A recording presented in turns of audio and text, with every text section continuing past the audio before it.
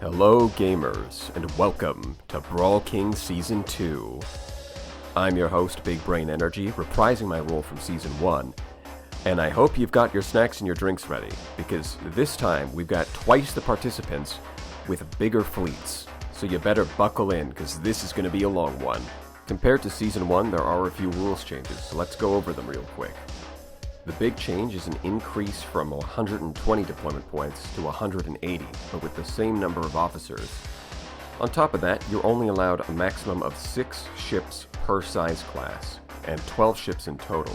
Where Season 1 was mostly frigate spam, this opens up a wider variety of fleet structures. Automated ship points now match what you get in-game, which means it's viable to run a Radiant. And of course, the addition of the new Threat and Shroud equipment.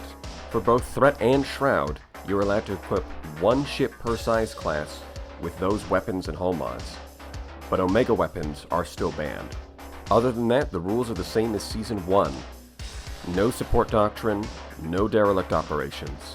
Other than that, you get access to every fleet-wide bonus, from hull restoration to crew training. With triple S mods and level 6 officers, you can customize your builds to your heart's content. I've looked over everyone's fleets, and I've gotta say, the community's creativity does not disappoint. Almost every single capital ship shows up in this tournament at least twice. No one option dominates the others. There's a fantastic variety and a few very spicy decisions. The one glaring exception here is the Anubis.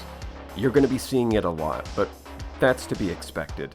It is the only human ship that was added in this patch, so people probably had a little bit of new toy syndrome guiding their decisions. Probably doesn't hurt that the ship is really good.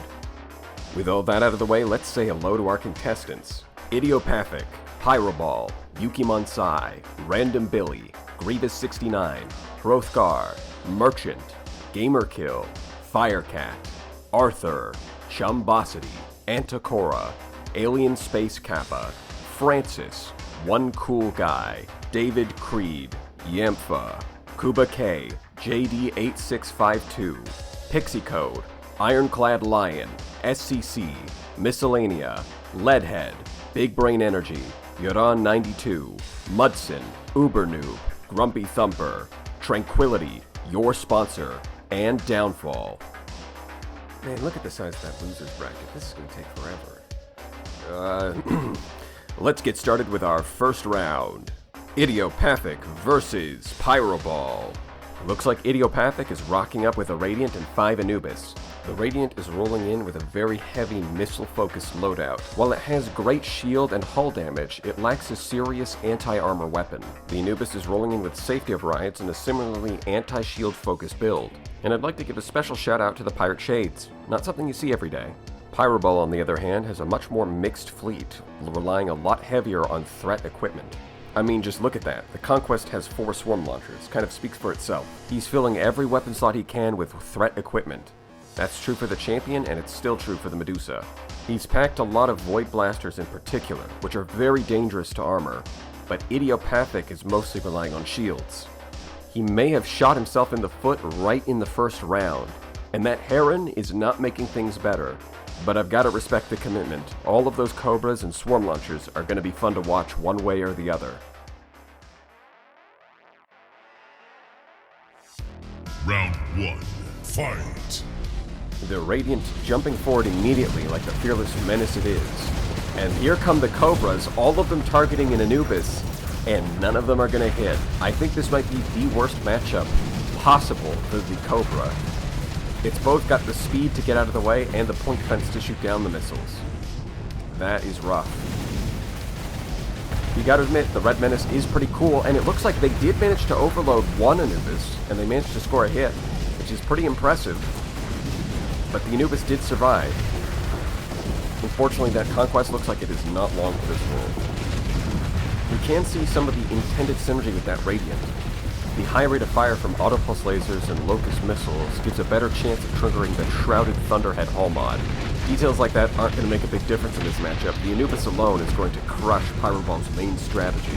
For those Herons, there's nowhere to run and nowhere to hide. A flawless victory. Round 2, fight! Just like Season 1, it looks like the first round is going to be very one-sided. This lopsided matchup doesn't leave much room for Pyroball to maneuver. Even if he gets extraordinarily lucky, it's hard to see how he can come out on top of this. The Anubis with their safety overrides are just fast enough to outmaneuver any ships that he's got defending the Herons. And those Paladins make it very difficult to imagine his Swarm Launchers or Cobras are going to do any significant damage. Once again, they do manage to score a hit on an Anubis. In fact, they managed to kill an Anubis, so it's not going to be one-sided this time, at least not completely. But that one kill is not enough to snowball into a total victory. In the end, there's not much left for those Herons to do but get picked off by the incoming swarm. Bringing all these Cobras was a bold strategy, but it banks a lot more on low-tech enemies rather than this kind of highly mobile, high-tech force. It did not pay off.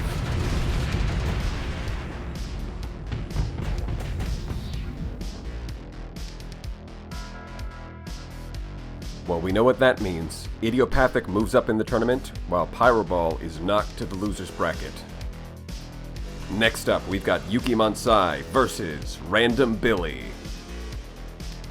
Yuki has opted to bring 4 Omens with a classic build, Antimatter and Reaper. That Tempest has a Neutron Torpedo and double Phase Lance, a strong combination of hard-hitting weapons. That's a Phase Lance Harbinger, with safety overrides.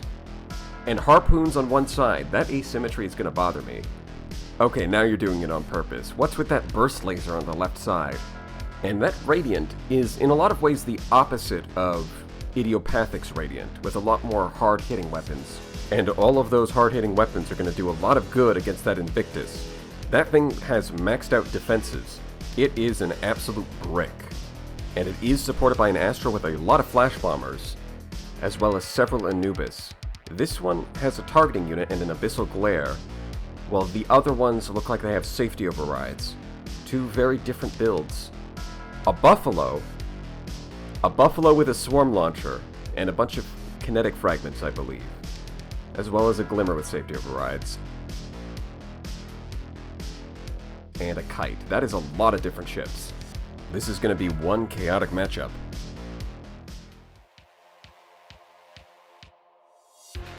Round 1, fight! And here we go. The Medusa's running forward ahead of everybody else, but the Radiant is not far behind. The Anubis on the left manages to escape the Radiant's grasp for now. Here come the Flash Bombers. Not a lot of good targets for them, but they're still dangerous against that Radiant at the very least. And immediately we get the Duel of the Capitals. That's a nice Reaper shot, but that Invictus has a million armor. And it's got double Storm Needlers. This is a pretty good situation for it. The Radiant is attacking straight from the front. It's getting hit by Flash Bombers. And those Storm Needlers are putting in work. And there it is. There's the Shrouded Mantle. It's the Mantle, right? That's the one that causes it to jump backwards automatically. The Invictus is venting, but it's still doing just fine. And that Radiant has to dodge out of the way of those Flash Bombers because it's nearly fluxed out. I mean, this is kind of an ideal situation for the Astral. It's just getting to sit right behind the Invictus. And the Invictus is acting as a wall against the enemy Radiant, which would absolutely love to pounce on that Astral, because it could take it out very quickly. And here we can see the value of Safety Override Kite. It's just a nice little distraction for 2 deployment points. Probably not long for this world. But if you've got a couple deployment points to spare, it can be worth bringing. And once again, the Radiant is getting blasted by Storm Needlers and by Flash Bombers, but it manages to escape before taking any significant damage. Over on the right side we can see a Harbinger dueling an Anubis by the looks of it. Generally that favors the Anubis. And here we can see an Anubis just running straight into a pile of Flash Bombers. Maybe not the best strategy. Yeah, the Harbinger is going to be stuck in phase space a lot because it wants to dodge all of those fighters. But the result is going to be it maxes out on Flux. And once again, we see the same thing with this Harbinger. It's run away, but it's still being pursued by Talons. Now it's nearly maxed out on Flux and it's being attacked by a Glimmer, so that is not good for the Harbinger.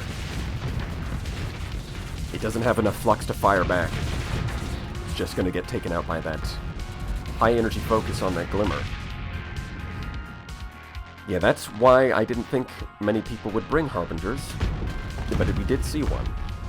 Actually, we saw two in this fleet, but both of them so far haven't accomplished much. And you can see the Anubis. It's trying, but it's a little surrounded. That Medusa is just out of range, but it does manage to take it out. And uh-oh, there's the Tempest. It's getting chased by a safety override Glimmer, but that is the Tempest being the fastest frigate does mean it can somehow just stay ahead of the Glimmer, even when it doesn't have safety overrides. Somehow the Radiant is still here. It's still chugging along at a fraction of its hull. And here comes the barrage. Is it going to be able to survive this? And even with the double Stormleapers, it's still not enough. The Radiant is able to back out of range and vent. It's going to try again. The Anubis gets in the way. Thanks, Anubis. It manages to The Anubis overloads the Omen with a Giga Cannon shot, but it just doesn't quite finish it off. But getting in for that flanking maneuver with the double machine guns is... It's going to put the hurt on those shields, but a Radiant is still a Radiant. That alone is not going to be enough. You're going to need multiple ships to take that thing down. And the Anubis is still going on the aggressive, even when it's nearly maxed out on flux, and it ultimately pays the price. It looks like that Invictus is running out of allies, because I'm seeing a lot of green ships on the field, but I'm not seeing any red. So while the Radiant is nearly dead, and the Invictus has a significant more hull left, he did at least take out those two Omens. That was a pretty cool double kill. But it looks like it's running out of allies, and if the Radiant can just sit behind it and keep shooting it, then it's going to be in a lot of trouble. Oh, it nearly takes out the Medusa, but Phase Skimmer gets it out of the way. Although that Medusa is running out of combat readiness. You can see its engines flaming out from malfunctions. That is probably not long for this world. Now here comes some of those swarms from the swarm launchers, so clearly the Invictus still has some allies. In fact, the Buffalo Mark II is still on the field, if you can believe it. That is Lud's chosen Buffalo, if it survived this long. But unfortunately, it may not be enough. The Invictus is running out of hull, and unlike the Radiant, it doesn't have a shield to rely on, because, again, the Radiant gets nearly maxed out on flux, but just backs away. So while it is on a fraction of its hull, it can just reset its shield. Invictus has no such luxury. The Buffalo running straight at the Radiant and backing away before it gets caught. No, it gets the jump forward, lets it catch with the Giga Cannons. Rest in peace, buddy. And unfortunately, I think this is the end of the Invictus too. The Stormleaders just aren't able to break through the shield fast enough. That's 1 point for the Radiant. So the Glimmer is good. It's not going to 1v1 a Radiant. I think this match is over. Without any capital ships to fight back, and without... and you don't necessarily need capital ships, but it's not like he's got a lot of other ships lying around either. There's just not enough material left on the field to take out that Radiant.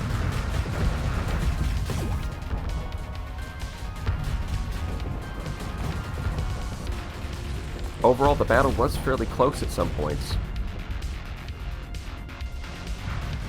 but they were never able to quite finish off the Radiant, even though they did get some good damage on it early on. And unfortunately, that looks like it's going to be the downfall. Although this Anubis is dragging out the fight as much as it can, even without any support in this 1v1 between a Radiant and an Anubis. It is making sure that the timer drags on as long as possible. Speaking of, originally the idea was fights would only be 4 minutes long, and then whichever faction has the most deployment points left at the end of the battle would be declared the winner. The only problem with that is it takes more than 4 minutes to kill an Invictus, so if you bring one, you automatically get 60 deployment points at the end of 4 minutes. So that rule was removed. It's a close one. The Radiant wins. Round 2, fight! Alright, round 1 was pretty close. Let's see if things turn out differently than round 2. You've got the Swarm Launchers and the Anubis running forward. They're getting chased off by the Radiant. And here we've got the Invictus and the Flash Bombers all slamming into the Radiant at the same time. This is a perfect opportunity to get some damage in, but the Radiant wisely backs off. It's not letting itself get chewed through this early.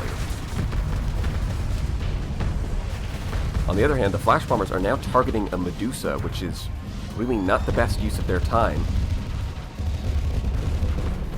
But at the very least, the Flash Bombers are creating a shield of explosives that did keep a couple of ships from flanking the Invictus, but now that they're gone, they're happily getting around it.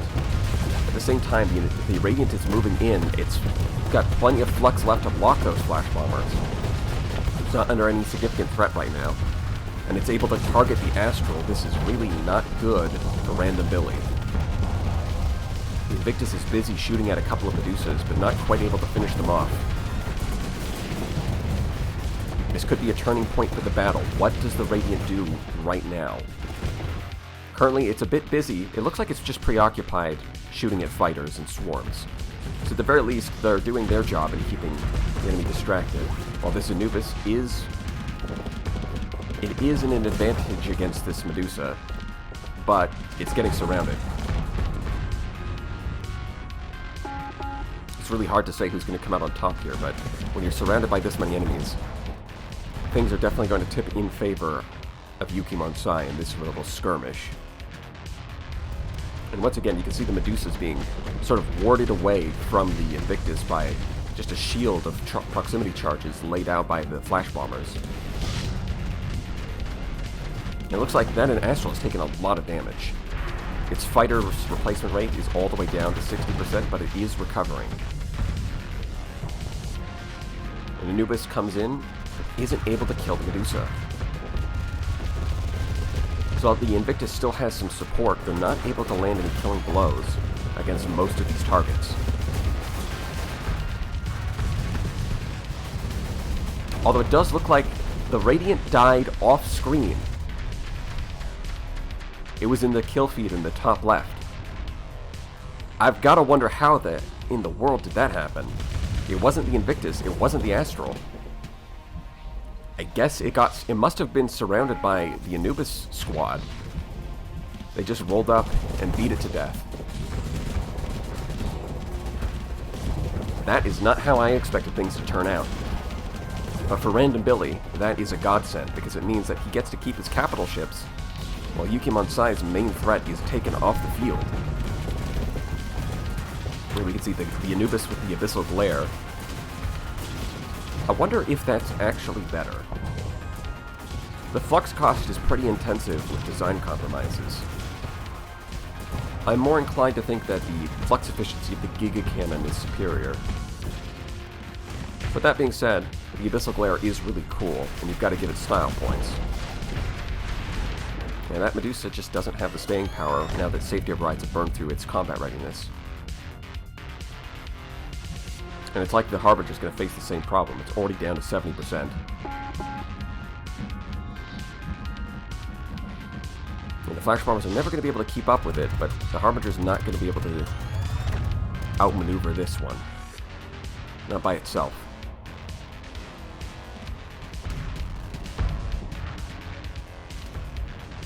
Overall, it's not completely one-sided. But it did favor Randability pretty strongly in this one.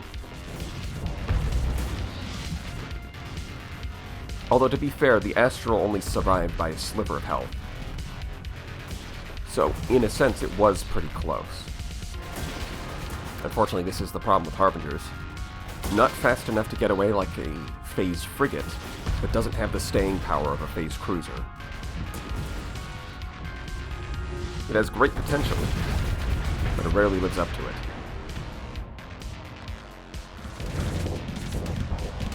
At this point, it's just cleanup. These Medusas are very slippery with their safety overrides and their phase skimmers. But now that they're running out of combat readiness and they're facing the problems of malfunctions, it's going to be a lot easier for Randombilly to clean them up.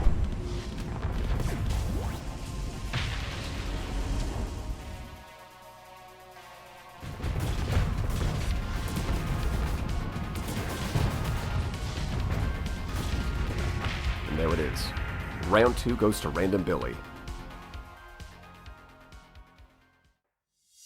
Final round. Fight!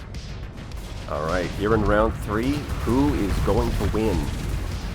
It looks like it really does come down to killing that Radiant before it can do significant harm to Randombilly's fleet.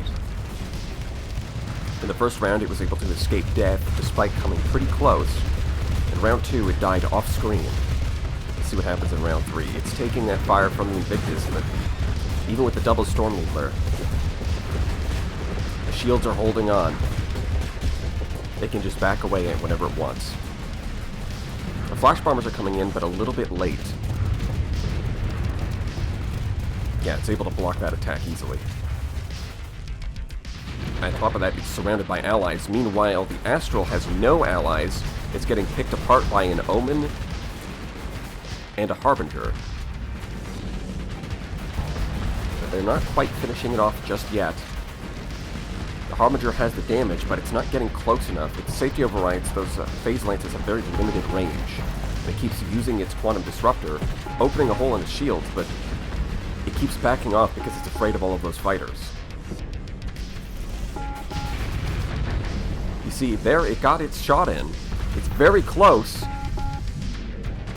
But the Flash Bombers are chasing it off. That Astral is at a sliver of its health. Meanwhile, the Invictus is getting attacked by the Radiant. It's gotten its armor on the front stripped off. Meanwhile, the Radiant hasn't taken any damage at all, and has managed to vent right in front of it. This is looking pretty bad for Randombilly. The Radiant's beating the Invictus, and the Astral is on a sliver of health, although it has managed to survive.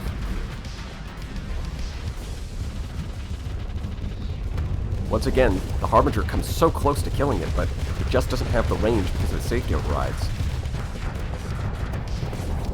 And now the two capital ships are focusing on the Radiant. And it's on pretty high flux. They could potentially do some serious damage here if the Invictus can get some shots in. But it's not using its ability. Maybe it's not even in range. And the Flash Bombers are somewhere else, attacking other targets, even though it is firing its Squall. It looks like the Radiant is just venting, taking those shots, and it finishes just in time to block and, I guess, just run from all of those Flash Bombers. It decided, you know, I've had enough of this fight. I'm going to go fight something else. That's how I pilot my Radiant too.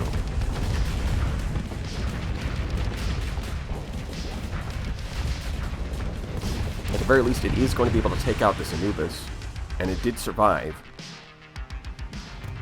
Which, if you're YukiMonsai, that is very good news. On the other hand, Randombilly's capital ships are still alive, but once again, there's not a lot of support, and they are starting to get surrounded by smaller ships. There is at least one Anubis still on the field, but it's not quite able to get the killing blow on that Medusa, so it's preoccupied. Which means that, unfortunately, this Astral is very easily surrounded. With no smaller ships to keep the swarm off, it's just going to get picked off. And I believe a similar fate awaits the Invictus. Reapers and Giga Cannons are going to strip the armor, and it's going to take a while, but I don't doubt that they're going to be able to kill it.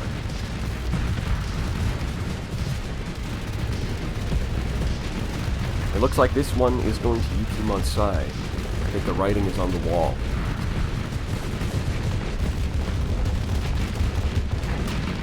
But at least the Invictus is going to sit there and make it a very protracted process. This is the power of the brick. And this is why the time limit was removed from matches.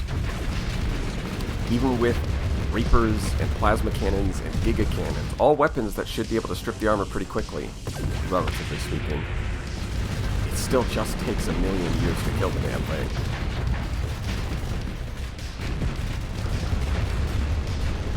not even really able to fight back in any meaningful way.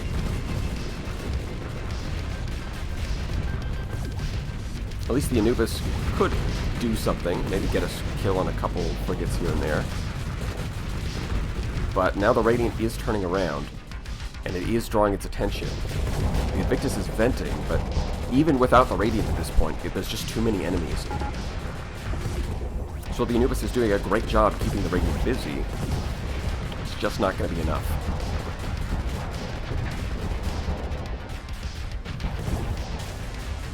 Yeah, there's the Overload with the Giga Cannons. All it needs to do is jump forward and get it with the Plasma Cannon. There it is. That just leaves the poor Invictus.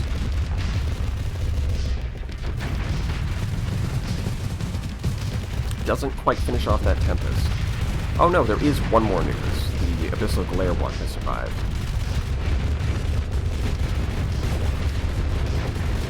Although I don't think it's going to make a difference here. That Invictus is done. It is gone. So once again, the last surviving ship is the Shrouded Anubis. And it looks like it's at full hull, so I doubt that it was because of the Shrouded Mantle. It just survived because something about that loadout is letting it slip away. Even when it's not taking hull damage. You can see it triggered there, but that jump is just not enough. There's barely even a step against a mobile force like this. Round 3 goes to YukiMonsai. And that means YukiMonsai is moving up in the tournament, while Random Billy is knocked to the loser's bracket. Up next, we've got Grievous69 versus Hrothgar Heavenlight. I hope you like the Invictus, because we've got another one, this time equipped with a couple of mining pods. He's also got a Pegasus with 4 Dragonfire torpedoes, and that can be very dangerous to larger targets like capital ships, as well as a Fulgent equipped with Rift Lightning, taking advantage of the Energy Bolt Coherer. Of course, you can only equip one of them with those equipment, so this one has a lot more pulse lasers instead, mundane weaponry. We've got some Omens with Antimatter plus Salamander, as opposed to a Reaper, and of course, we've got Anubis. This one's got a Swarm Launcher though, and a Centurion with some Voltaic launchers and a Shrouded Lens. For Hrothgar's part, he's decided to bring a couple of Prometheus Mark IIs, bringing the Ludic Path to the battlefield, one of them using human equipment, the other one replacing them for threat-based substitutes, as well as some Pirate Ventures. Those Locusts are an interesting choice for this ship. Followed by Anubis with a double Abyssal Glare. I have no idea how it's going to afford the flux for that, but it's certainly going to be pretty. And double Trident Condors. That is a lot of Atropos. Round 1. Fight! The time has come for the Prometheus to show its work. Or maybe not. Its defenses aren't incredible, and it's immediately getting torn apart by Dragonfire torpedoes by that Pegasus. That is a lot of Dragonfires in the air, and they make quick work of the Prometheus on the right, while the Invictus makes quick work of the Prometheus on the left. Unfortunately, they are not tanky enough to stand up to Grievous's fleet, and so the front line on Hrothgar's side is immediately evaporated, leaving nothing but the supporting Condors and Ventures. And while Ventures are tanky for their cost, they're not tanky when they have to stand up to a barrage of Dragonfires or an Invictus frontal assault. I think the Locust is an interesting choice on those Ventures. Normally you would want something like a Squall or a Hurricane, because that large missile is its primary weapon. So choosing something like a Locust, which is a bit less offensively capable, does make it better at taking out swarms of fighters, and potentially taking out frigates with its accuracy. But against larger targets like this capital ship, it's not going to do you much good. And once again, we're seeing that they just don't have the durability to stand up the sheer firepower Grievous is bringing to the table, and they make quick work of Hrothgar's fleet. Round 1 goes to Grievous. Round 2. Fight! Once again, It looks like the Prometheuses are trying to act as a front line, but they don't have the durability to stand up to the sheer barrage of Dragonfires. Although, to be fair, to be completely fair, I don't think any capital ship could stand up to that many Dragonfires. Maybe the Invictus, the Radiant, could jump out of the way with its phase skimmer. I suppose the Paragon could use Fortress Shields, so there are a few, but I have a hard time imagining that even an Onslaught could survive that many of them.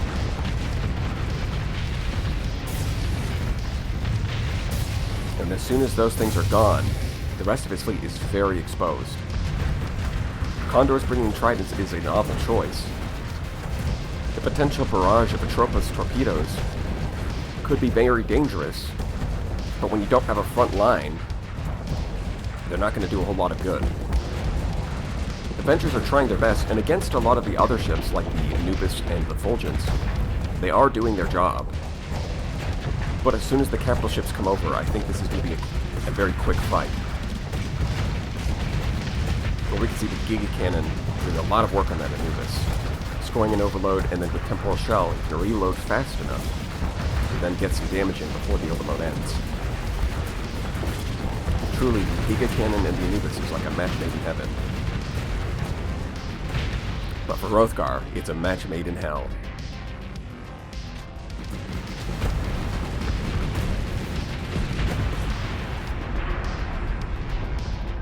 I wonder what's even left. One Anubis with the double Abyssal Glare, and one Condor. Yeah, I'd say that's an even fight. You can see, the Anubis doesn't actually get to shoot the glares for very long before it immediately fluxes out. It keeps having to turn them off.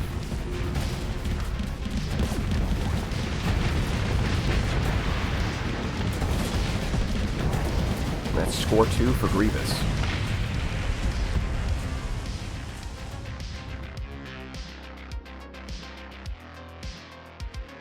And that means Grievous is moving up in the tournament, while Hrothgar is knocked to the loser's bracket. Up next, we've got Merchant versus GAMERKILL. Merchant is rolling up with some Flash Bomber spam. His Astral even has a Swarm Launcher to support the Flash Bombers, as well as some Anubis of his own, with even more Flash Bombers, although they've got an Auto Pulse Laser instead of a Giga Cannon. This one has a Swarm Launcher, because you can never have enough Swarm Launchers. On top of that, he's got some monitors. I do like the use of Light Needlers here instead of going fully defensive. And this is special. Geminis with a safety overrides and a timid personality.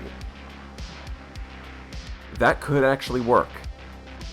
On the other hand, GAMERKILL also has some monitors, but opts to go more defensive without bothering with any offensive capabilities. He's got a Tritachyon Brawler with some Hungering Rifts. I wonder who that's going to be healing. He's got his own Anubis, this time loaded up with longbows. And, of course, here's the S-modded Shrouded Mantle. No targeting unit on that Radiant, though. Round 1, fight! So this is a tale of mass Flash Bombers up against a fleet that has a lot of Anubises with triple Paladins. That's a lot of point defense, but it may not be enough with this many Flash Bombers. Although really the main thing they're going to kill is the frame rate. That FPS is not liking all of these Flash Bombers. Wave after wave of Flash Bombers. The Fortress Shields on those monitors means they can just sit there and absorb those hits, no problem.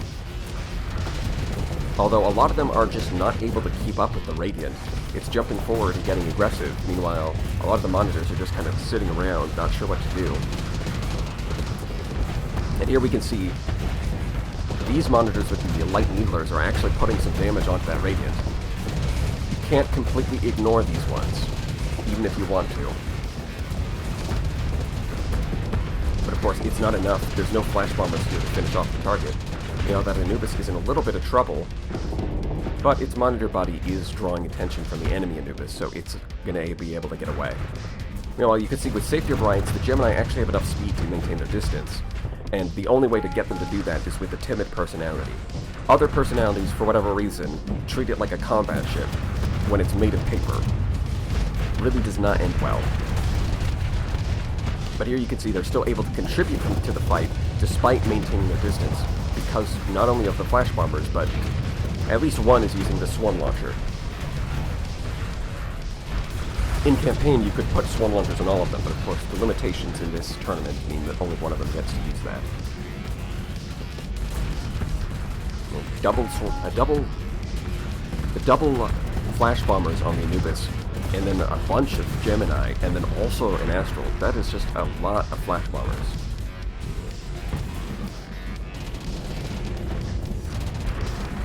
But is it going to be enough? They do manage to kill that one.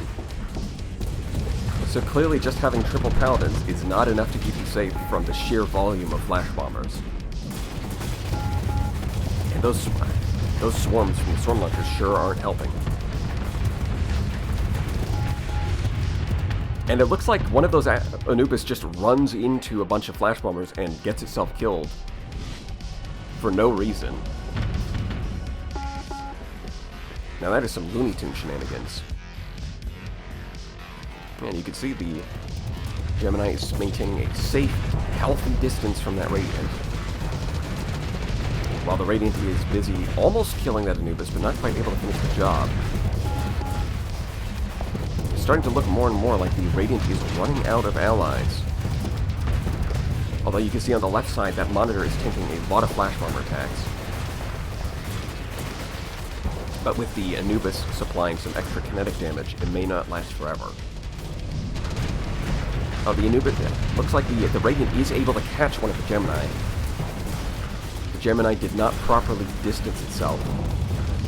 Got a little too close, and the Radiant took immediate advantage of that with its Face Skimmer. But one Gemini does not a victory make, because now it looks like there's nothing to protect it. The Shrouded Mantle triggers relocating the Radiant, but even with all of that movement, it's still not enough. It does score a kill on an Anubis, but the Flash Bombers finish the job. And round 1 goes to Merchant. Round 2, fight. Let's see if things turn out differently in round 2. We know that the Radiant can catch and kill the Gemini, but ultimately, it was a little too late. Maybe if it can pounce on that Astral early on. Yeah, that high explosive damage in large volumes is pretty dangerous, but when its flux is at 0, its shields have plenty of strength to block all of those attacks. And with the first wave dealt with, it is trying to get on top of that Anubis. Astral is in view.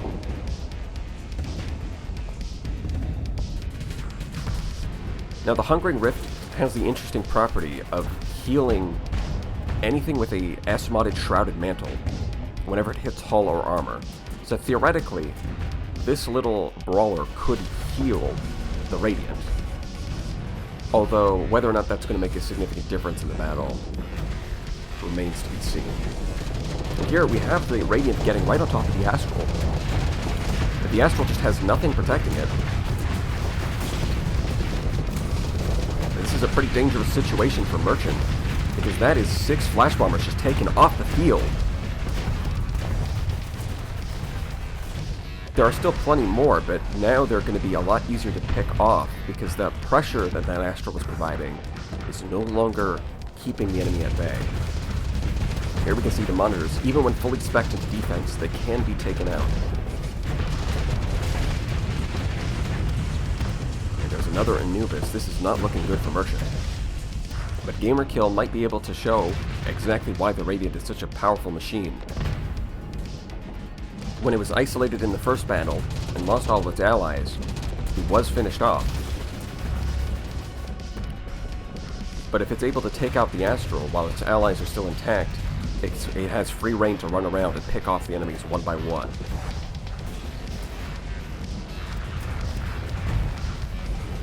And all the Gemini are clustered together here,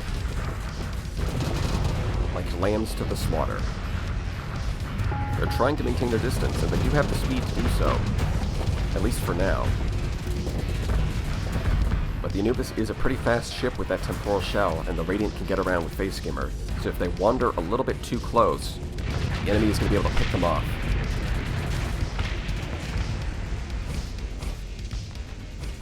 Looks like even with the timid personality, they're not quite staying far enough. Although that may be due to enemies in a flanking somewhat position.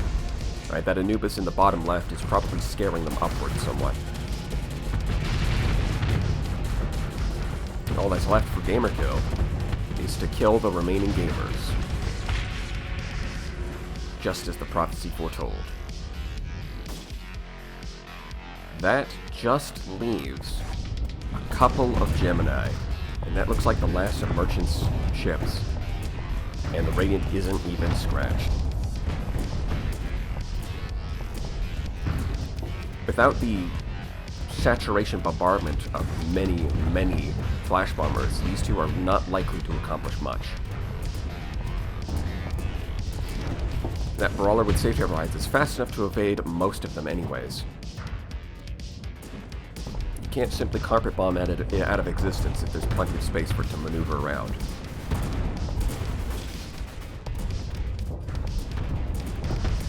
If they do manage to kill it, I would be very impressed.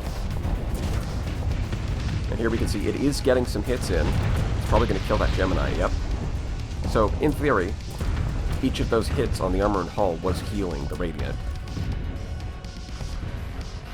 But I don't think that really makes a difference here. I would like to see the healing effect come into play and make a difference in some skirmish, but it is a pretty tame healing effect. GAMERKILL closes it out in a very one-sided battle. Final round. Fight! So while Merchant did win round 1, he only managed to kill a couple of monitors in round 2. This battle really could go either way. Is it going to be the carpet bombing strategy, or GAMERKILL's Radiant going to be able to punch through? Well, for the moment, the Astral is in the bottom right, and the Radiant is shooting at a monitor. And here comes a wave of 6, and then here's even more. That is a lot of flash bombers attacking it, but again, its flux doesn't seem to be very high, despite the monitor's best attempts with those light needlers.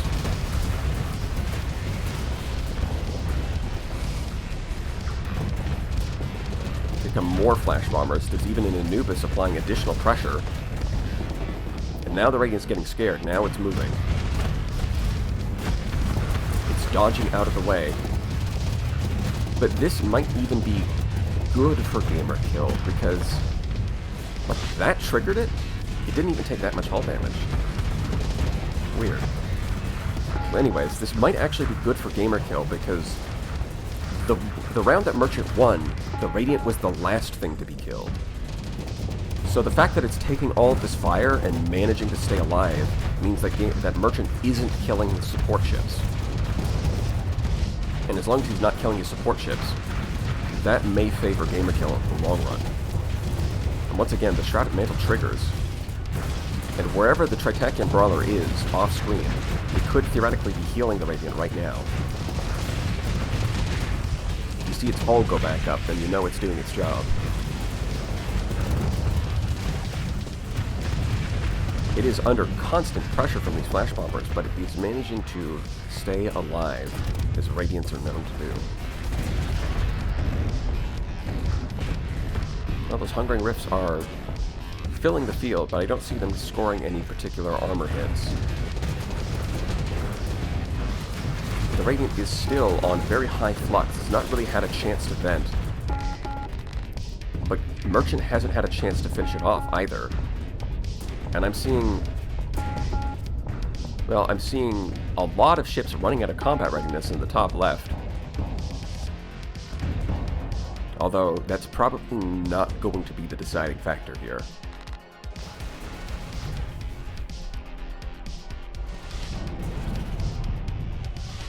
And the Radiant finally does find to catch a break.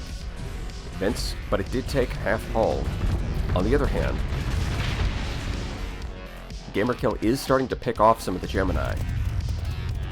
The Astral is still alive, but it's definitely not going to win a 1v1 against a Radiant. It needs help. And with all of his forces scattered into pockets and little skirmishes, this may be the turning point for GAMERKILL. He managed to get most of the flash bombers focused onto the Radiant in the beginning of the round, which means that a lot of his supporting ships are still alive. Merchant isn't able to pick them off like he did in round 1. Which now means things are turning against him. The Gemini might be fast, and it might be timid, but if enemies come at it from both sides, it's got nowhere to run.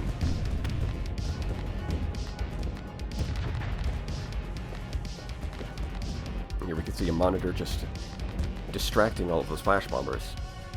Like, the Gemini can spend all day attacking that monitor, and it's not going to accomplish anything. Although that's mostly true for any frigate with decent shields. They can simply block proximity charges and dodge out of the way of the rest. And there goes another Gemini. At this point, I think it looks like GamerKill is going to take this one. Even though Merchant had a strong showing in round 1, GamerKill had an even stronger showing in round 2. And round 3, it's dragging out, but GamerKill was able to keep his supporting ships alive, and now he's able to pick off all of the Gemini.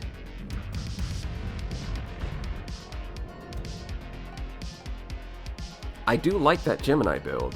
In fact, I'll probably be copying that and playing around with it a little bit myself. Maybe tweaking it a little bit.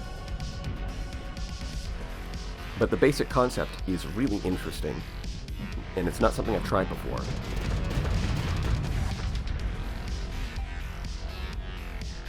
A new and innovative way to spam flash bombers. It would be nice if other bombers were similarly competitive, but at the end of the day, the sheer volume of fire that a flash bomber puts out for just 12 ordnance points is hard to beat.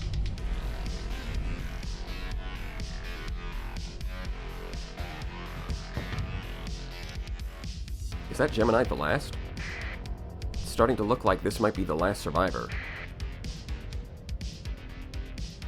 Plinking away with its pylons and its flash bombers and moving forward for some reason. I'm not even sure why it started moving forward. And there it is. And that means GamerKill is moving up in the tournament, while Merchant is knocked to the loser's bracket. Up next, we've got Firecat versus Arthr. Firecat has decided to bring yet another Invictus. This one with Ballistic Mastery and Gunnery Implants has a bit more range than the previous versions. He's also got a nice Pirate Afflictor with some light needlers for that kinetic damage. Following, of course, a couple of Anubis. That Tachyon Lance is going to be very expensive. I wonder if it'll be able to afford it. Some Falcons with heavy mass drivers. And a Fulgent with a Pseudo-Particle Jet. That is a lot of kinetic damage on that thing. And of course, a Legion. This one's got 4 Swarm Launchers and a bunch of Thunders. A Monitor, a very popular choice this season. And even a Warden with a Chain Gun. Not a ship I expected to see. On the other hand, Arthr has a much simpler and more straightforward strategy. 5 Grendels and 6 Hyperions. Because why make a complicated fleet when you could make a simple one?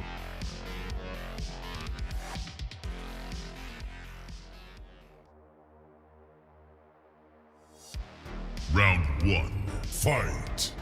So Firecat has a complicated fleet with a wide variety of builds, up against Arthr's 2 builds. Wonder which one's going to come out on top. We already know that Hyperions can be very dangerous in a wolf pack, and we know that Grendels can be very dangerous in a wolf pack, although they aren't without their counters. You can see one of the Hyperions right here is wasting his time pounding against a Monitor. But if they can surround that Legion, they can take it off the field pretty easily. The Invictus, not so much. They can surround it, but it would take a while. I guess the real question is, can the Anubis and the Falcon do a good job at holding them off? And I am a bit skeptical. Those heavy mass drivers can do good kinetic damage, but that's not very useful against the Grendel. And being in hard points, they're going to have a tough time hitting the Hyperion. Meanwhile, over here we can see the Legion is already running into some trouble, but it's not too much trouble. It's still got the Anubis covering its side. And the Invictus was doing some damage, but the Grendels have maneuvered out of its range. looks like the Fulgents have already gotten taken care of. The Falcon is next to go. Slowly but surely, they are getting picked off, and you can see the Anubis, with that Tachyon Lance and the lack of vents, it is immediately maxed out on Flux. It's not able to control... Well, at least the Paladins can keep shooting, but the Tachyon Lance has very limited capacity to actually fire. And now the Legion is getting surrounded by a bunch of Grendels, and while it is a fairly durable ship, against this much firepower, it's not going to last too long.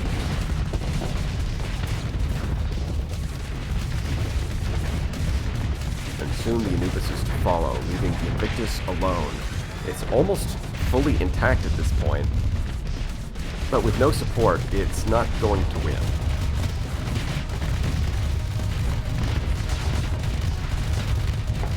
Yeah, this is just a matter of waiting for them to whittle it down. It's venting. How long is that vent going to take? 20 seconds? 30 seconds? You gotta keep in mind, the footage is sped up, so... even if this takes like 15 seconds in real time, that was probably like a 30-second vent in game, which is kind of hard to believe. And it's still not taking much hull damage, because it just has so much armor. And sure, mostly relying on low hit strength weapons like chain guns on Arthr's fleet, with mining blasters and breach missiles to take care of armor, but they aren't very effective against the Invictus' ablative armor, so they take a lot longer than normal. But regardless, he still clinches the win. That was close. Round 2, fight! Alright, let's see if the Invictus... No, the Chad Victus can 1v11, because... I mean, it was really close last time. The sheer aura of the Invictus almost intimidated the enemy into surrendering. Surprisingly, that Pirate Falcon did land a Voltaic cannon shot on a Grendel. Not that it accomplished much, but I'm surprised that it managed to hit a phase shift with it. But yeah, unfortunately, the Monitor, while it might be tough, one of them is not going to stand up against this much firepower. It can definitely distract a single Hyperion, but when you start getting the Grendel involved with all those machine guns and accelerated ammo feeder, they can burn through its shields at a reasonable speed. Yeah, the one Anubis is not going to cut it. Even though the Anubis can beat the Grendel in the 1v1 in the right setup, in a 1v2 it's going to be tougher. And it does rely on using a specific build if you want the Anubis to 1v2 the Grendel, although it does seem like it's possible from some videos I've seen. That poor pirate Afflictor getting bullied. And unsurprisingly, it looks like we're seeing a fairly straightforward repeat of the last round. All the supporting ships are getting picked off while the Invictus is mostly just ignored. It's not taking any significant damage, but by the time the enemy actually starts fighting it seriously, it has no support.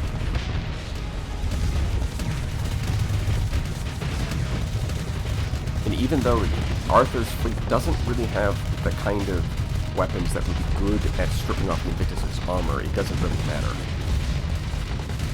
They've already won.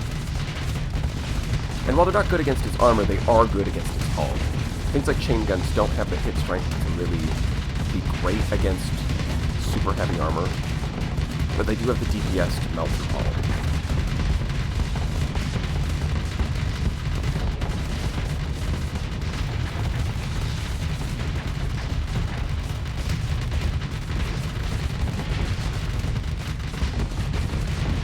Yeah, the footage really speaks for itself, doesn't it? And that's 2 rounds to Arthr.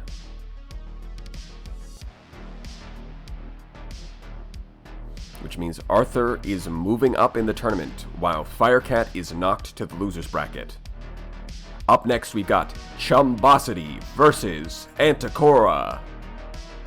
We're seeing another Swarm Launcher Legion, this one loaded up with Storm Needlers and Flash Bombers, a healthy mix of high explosive and kinetic damage. We've got an Anubis with a Giga Cannon, but it's on the left side instead of the center. Of course, more Flash Bombers with the Mora and another Swarm Launcher. Loading up on the Flash Bomber Swarm Launcher strategy, just like we saw earlier in the tournament.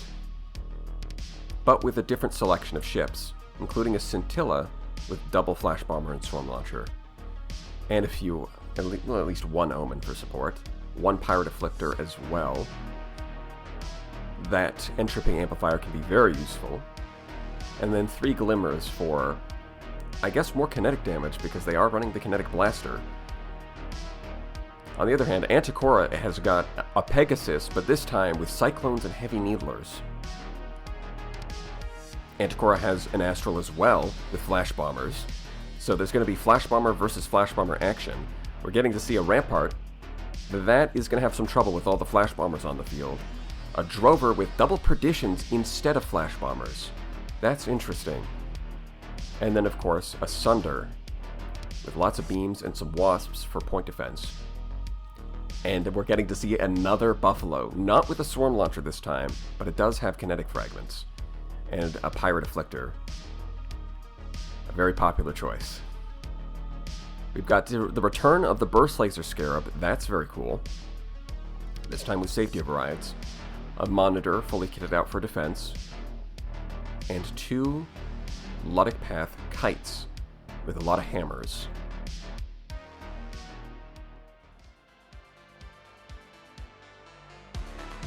Round 1. Fight! So in this battle, we're getting Flash Bomber versus Flash Bomber. There's going to be waves upon waves of phase charges intercepting each other in the middle of the battlefield. But Chumbosity has chosen the Legion as his main carrier, while Antocora has chosen the Astral. The Astral does carry more. It is more expensive, and the Legion's more powerful in direct combat. Already landed a nice Reaper right on that Rampart, and here comes a wave of Flash Bombers. The Rampart is durable, but its complete lack of shields makes it very vulnerable in this specific battlefield. Flash Bombers from both sides could easily roll over it. But they can also roll over Legions fairly easily. That one chose to block the wave with its shields and overload it, instead of using its Scamper Field. And here we can see an Anubis should be able to take them down, but with only one Paladin, it might struggle a bit. On the other hand, I think a big weak point for Antocora's fleet is that Pegasus. It has Heavy Needlers and Cyclones, which can be a lot of fun to pilot, but under AI control, I don't think it's going to work too well. It needs to get far too close to the enemy to be effective.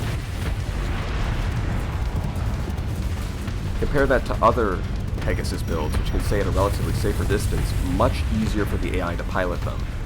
And the Astral doesn't follow, it's not too far behind. From the Pegasus to the Astral, both of them get wiped out by Flash Bombers.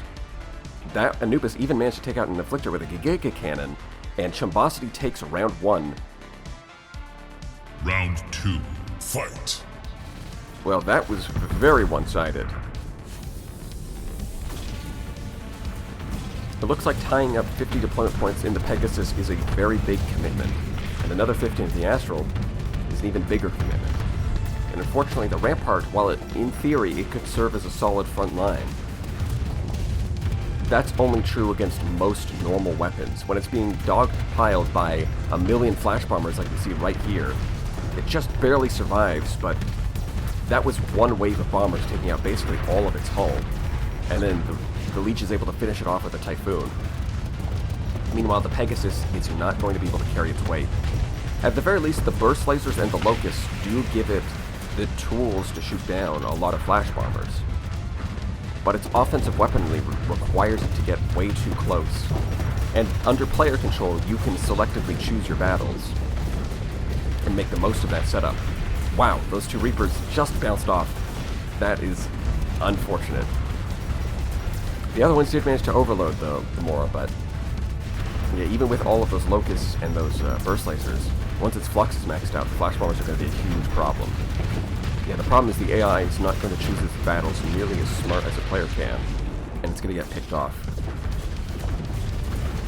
The Astral is even maxed out on Soft Flux. Something I didn't notice earlier was it's running a lot of Inimical Emanations. A very different choice. The one weapon in the game with the unique gimmick of hitting phase ships, it actually managed to flame out that Pirate Afflictor while it's in phase space.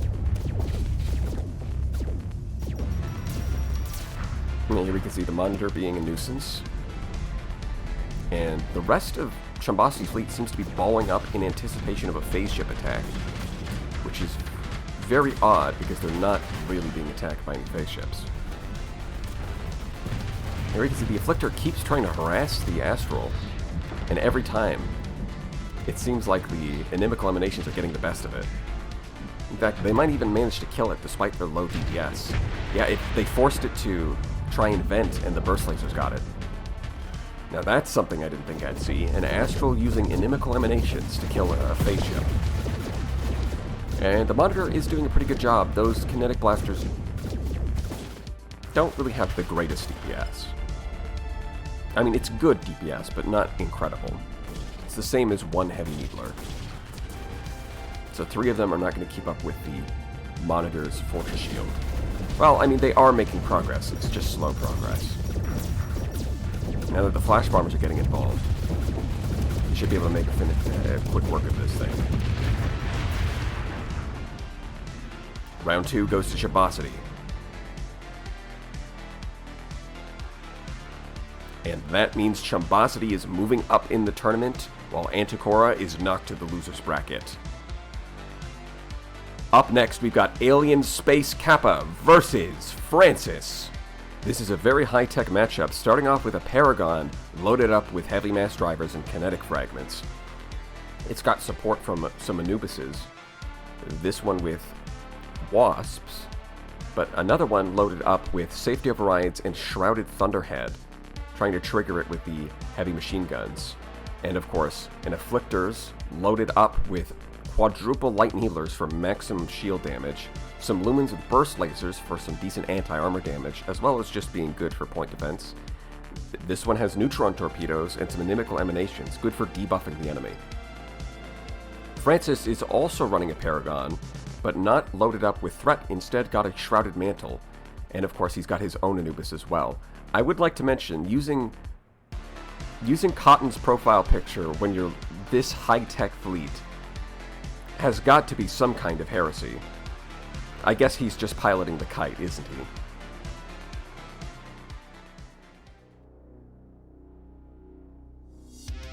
Round 1, fight! I hope you like Paragons and Anubises, because that is what we're getting this match. Both sides have chosen to bring largely similar fleet structures. Even the supporting frigates include a lot of remnant frigates on both sides.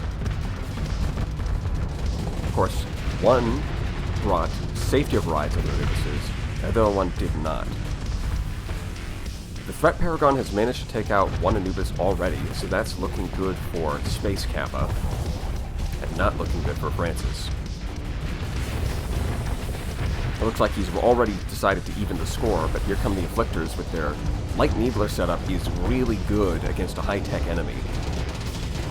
Normally I prefer to put some antimatter blasters for a more balanced loadout, but if the enemy's armor and hull are already paper thin, then just stacking up Light Needlers to get through the shields faster is a really good idea. Of course, Francis has got the drop on the enemy Paragon, getting one-sided barrages in, but it looks like it's not enough. They're able to take out another Anubis. There it is. They take it out, and now they've got the surround on Francis's Paragon, and the Shrouded Mantle lets it jump away, but that's not going to be enough. That is not going to make the difference. While Safety Override Anubises can be dangerous, it looks like they're not able to make up the difference here. The kinetic fragments and the heavy mass drivers on Spacekappa's version of the Paragon give it a fairly strong advantage in the 1v1 over Francis's version. And that's before you throw in the Afflictors with their entropy amplifiers and quadruple Light Needlers.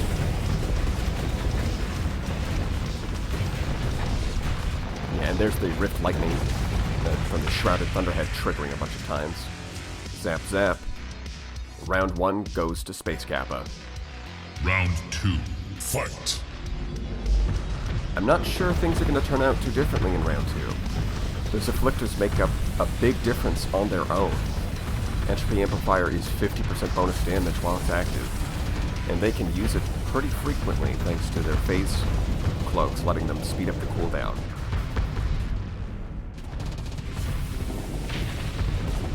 You know, to see some of the frigates getting picked off on the left side, but that Anubis has left itself exposed, and yet none of the Francis's Anubises take advantage of it. They just let it get away.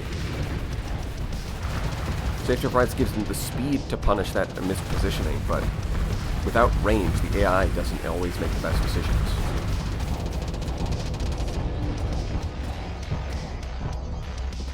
Well, that Paragon did a little bit of damage, but Francis's Paragon is under way more pressure already. Once it starts taking hull damage, Shrouded Mantle does let it jump away, but it's usually not enough, especially against highly mobile enemies. And that Afflictor is an absolute menace. One of the nice things about Paladins is that they can act as a deterrent to phase shifts because of their instant strike speed. One of the downsides, then, to putting safety overrides on your Anubis is by clamping down the range of your Paladins, the area that they can threaten is a lot smaller, which then leaves a lot more room for phase shifts to maneuver. All the extra speed and flux is really valuable, and with the right setup can be extremely damaging. When you're up against phase shifts, it's more of a downside. You can see, once again, Shrouded Mantle triggers, the Paragon jumps. Doesn't really matter. Look at all of that kinetic damage being put out by the Afflictor. Normally, the Anubis should be able to outrange it with its Paladins and keep it stuck in phase, but because of the safety overrides, it actually outranges them.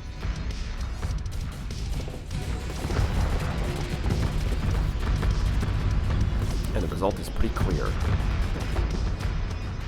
You see those buffed wasps charging into dying like it doesn't matter, because it doesn't.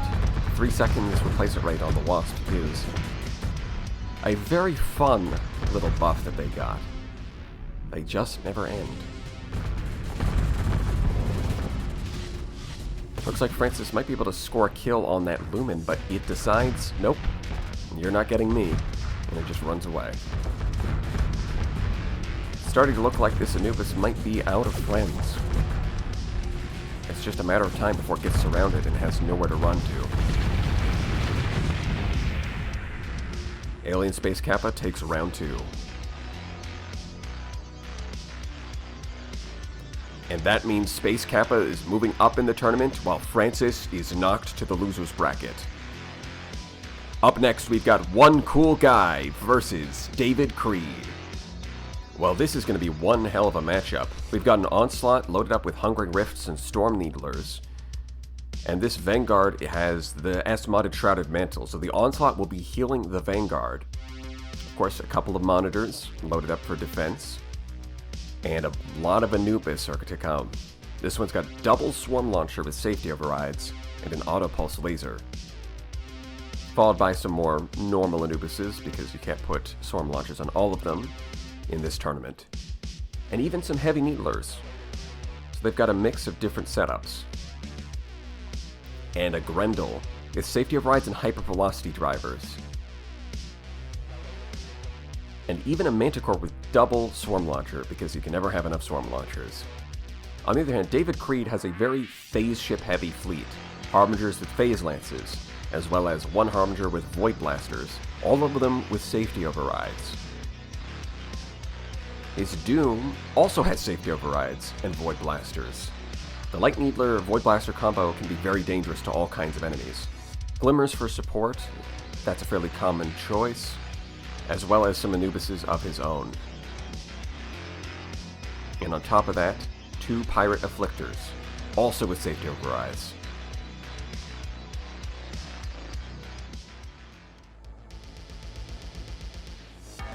Round 1. Fight! So we've got an Onslaught supported by a bunch of Anubises up against a lot of phase shifts. David Creed banking on the phase army, and they've already taken out one Anubis that decided to get a little too aggressive. Now the triple Paladins on all of those Anubises does a lot to shut down and mitigate the threat of that Doom. Those mines can be destroyed fairly easily by Paladins. Although it does depend on the build. The ones with safety overrides have very limited range and may not be able to shoot them down in time, whereas the other ones they probably won't have any issues. But here we can see all of those face ships are all equipped with safety overrides too. So David Creed is really banking on a fast and quick victory, because the increased time flow from phase coils combined with the shortened peak performance of safety overrides, and then all of those ships having delicate machinery means that they do not have the endurance for a long battle. Even if you try to equip them with hardened subsystems, there is a very definite limit on what you can do with that. But here we can see Doom is destroying an Anubis. It's able to fire off enough mines that it can't take care of them all, and the quadruple light needler takes quick work of the shields.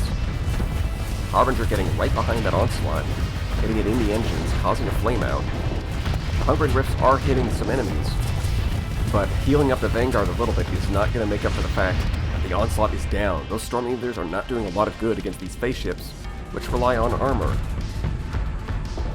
Shields need not apply.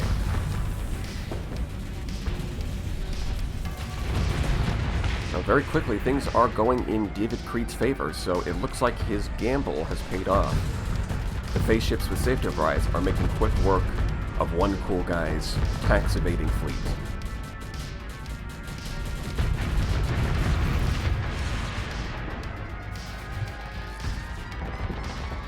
All that's really left is this one Anubis by the looks of it. And somehow it's just not able to shoot down any of those mines. It just rammed into one. Of course, this one has the swarm launcher. Yeah, it's the safety override one, that's why. One of the downsides of putting safety overrides, it does make the Anubis a very dangerous offensive threat. But it makes it more vulnerable to phase shifts, and apparently, phase mines as well.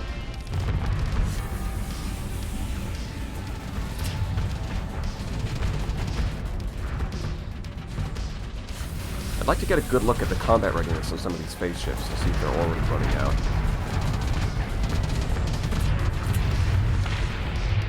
Unfortunately, we're not going to get to see it. Maybe we'll see it in round 2. Round 2. Fight! Well, that was one hell of a beatdown.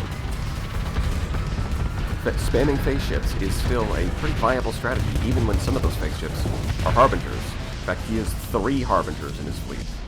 All of them loaded up with safety overrides, which does make them a lot faster and helps mitigate some of their issues. But as we've seen earlier in the tournament, that alone can't be enough. See, in this 1v1 against an Anubis, it is still just getting suppressed. Now, if this had phase lances and advanced optics, it would actually be able to outrange the Anubis because it's running safety overrides. So this is a case where I think a non-safety override build might perform better. At least in this specific scenario. There goes a Glimmer.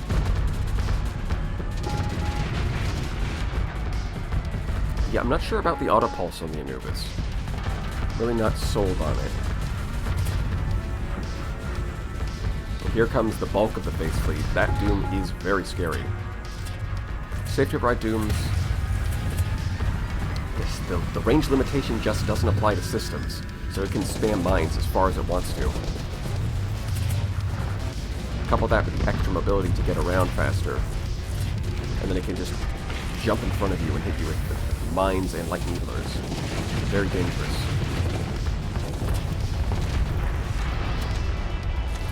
It can use its mines to prevent the enemy from retreating, even if they don't run into them. And that lets it make quick work of Onecoolguy's fleet. Which means Onecoolguy is knocked to the loser's bracket, while David Creed moves up in the tournament. And that, my friends, is just the halfway point.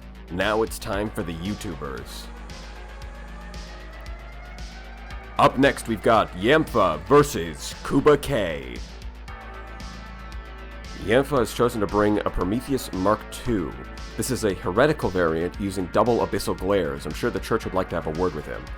He's also got some Grendels, this variant with hypervelocity drivers and phase anchor, while this variant has safety overrides and a bunch of chain guns.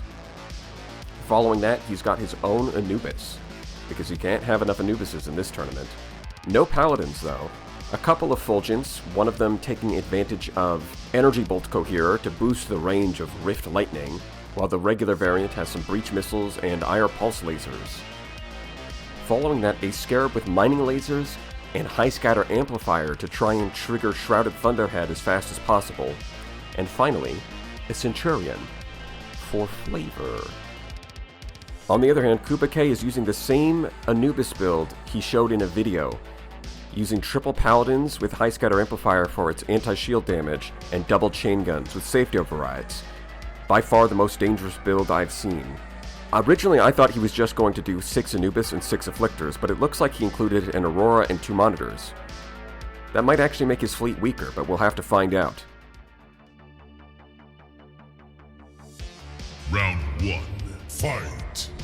For those keeping up with the YouTube community, Anubis versus Grendel is something of a classic matchup, with the Grendel being very powerful in swarms, but somewhat countered by the Anubis using its Paladins. Of course, the variants that we've seen do that usually rely on long range. In this case, Safety Overrides prevents that. However, the speed bonus from Safety Overrides is massive benefit to anything with Temporal Shell. It's one of the few speed boosts in the game that multiplies any other speed boosts you get. If you're just running Plasma Jets like on the Aurora, it doesn't boost anything like, say, Unstable Injectors or Safety Overrides, but Temporal Shell multiplies all of your speed, meaning that every speed boost you add onto it gets further amplified. That's part of what makes it really strong on the Anubis, despite the range limitations. And with the double chain guns, they've got exactly the weapon they need to deal with the armor of something like the Grendel.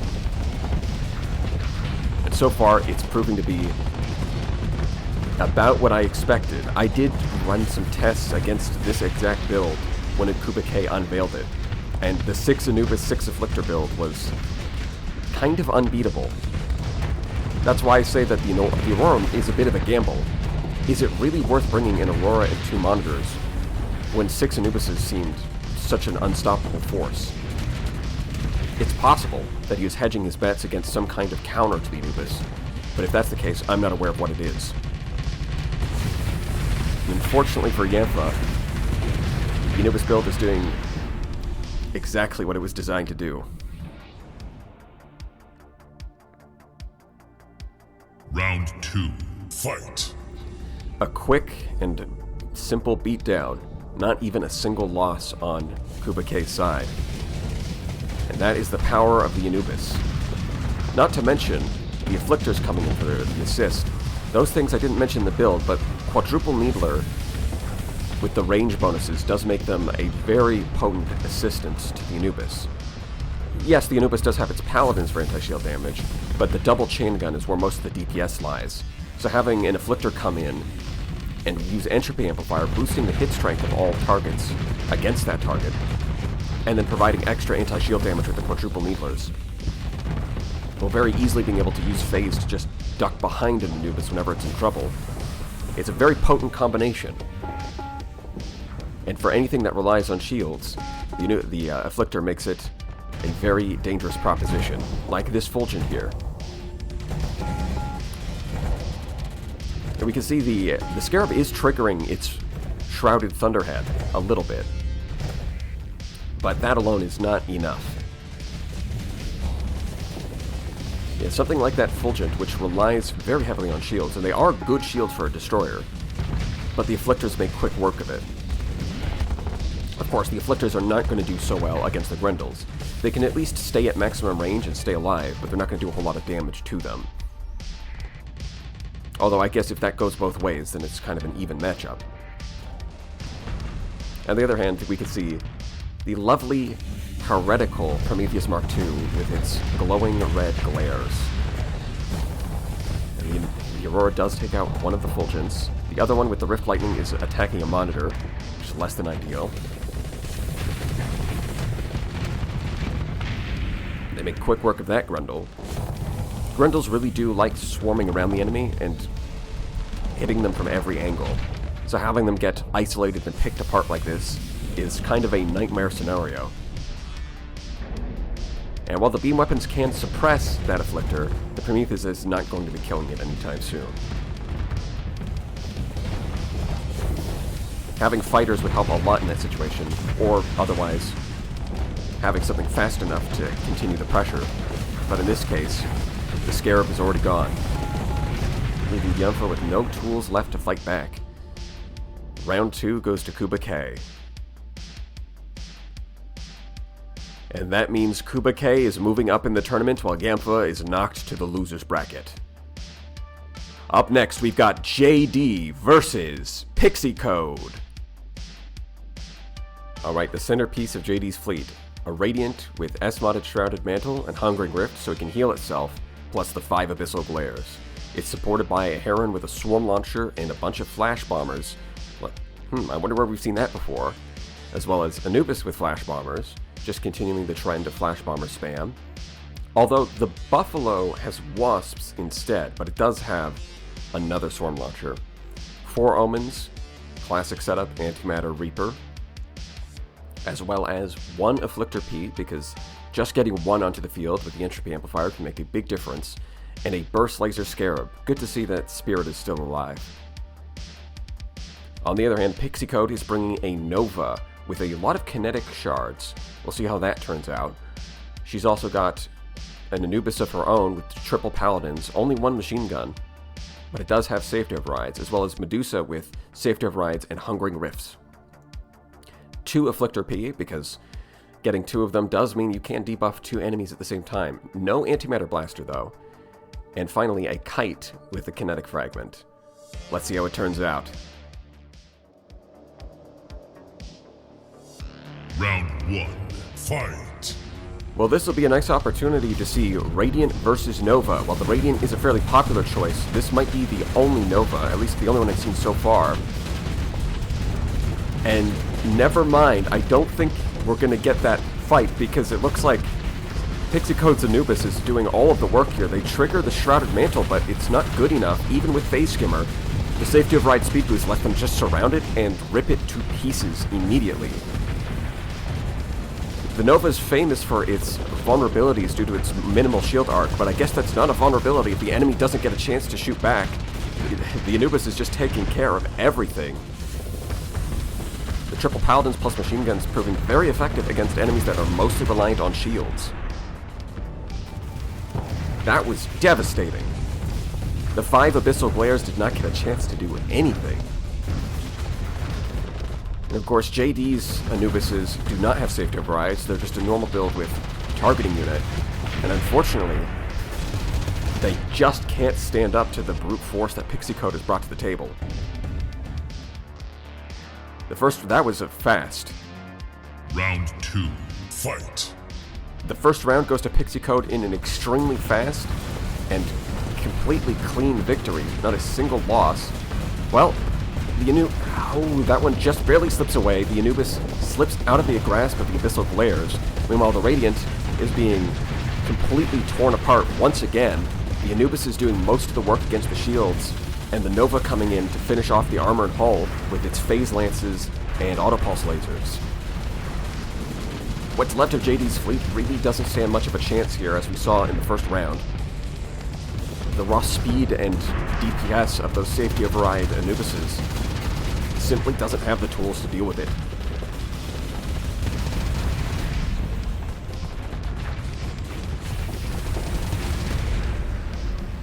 Although it is nice to see the Nova get a chance at victory. Which means Pixicode is moving up in the tournament while JD is knocked to the loser bracket. Up next, we've got IronCladLion versus SCC. First off, IronCladLion brought a Hammerhead with hypervelocity drivers and harpoons for a fairly long-range build. And on top of that, he brought not 1, but 2 shield-shunted onslaughts. That's a lot of armor he's bringing to the table. Following that, 4 Anubis with a triple Paladin setup to protect those onslaughts from any torpedoes. And finally, a single monitor with double Salamanders. I'd like to see more monitors running missiles. It's not a bad option. On the other hand, SCC brought a 5 Auto Pulse Radiant. No targeting unit on that thing. It's got to get to point-blank range. Following that, he's got 3 of his own Anubis with double Thunders for the fighters. He also brought Medusas with a Heavy Blaster Light Needler combination.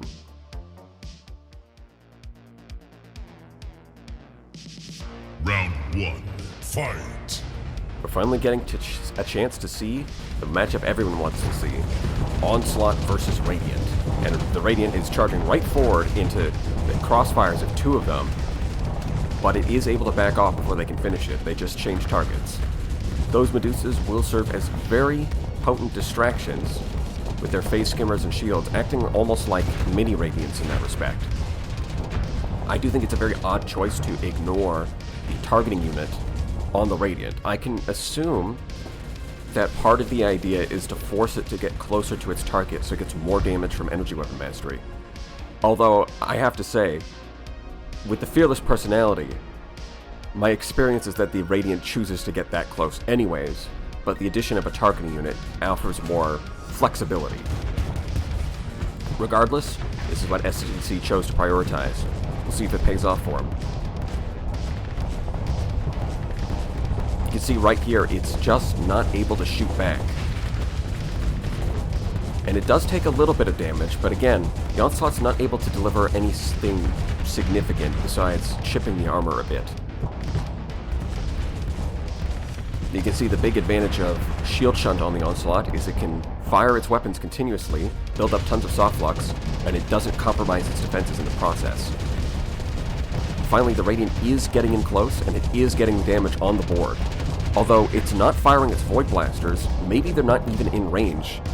Because they are set further back in the hull, the lack of a targeting unit might mean it needs to be a point blank to even shoot the target. It's not exactly clear, but either way, it has managed to do more damage to the Onslaught than it did in return, because it tanked the Onslaught's barrage with its shield. While the Onslaught's very tanky with Shield Shunt, and they can dedicate all of their flux to their weapons. But a lack of a shield does mean that every damage they take is permanent. There is no getting back that armor, in the same way that a Radiant can recharge its shields. And unfortunately for IronCladLion, he is slightly outnumbered. I think the number of ships was 8 to 9 at the start of the battle anyways, and now his Onslaught is really feeling that. You can see the Void Blasters did take some shots into the rear end, and that high explosive DPS is shredding through it now that the Radiant has finally decided to unload its Void Blasters. The Auto Pulses finish it off. This is not looking too good for IronCladLion.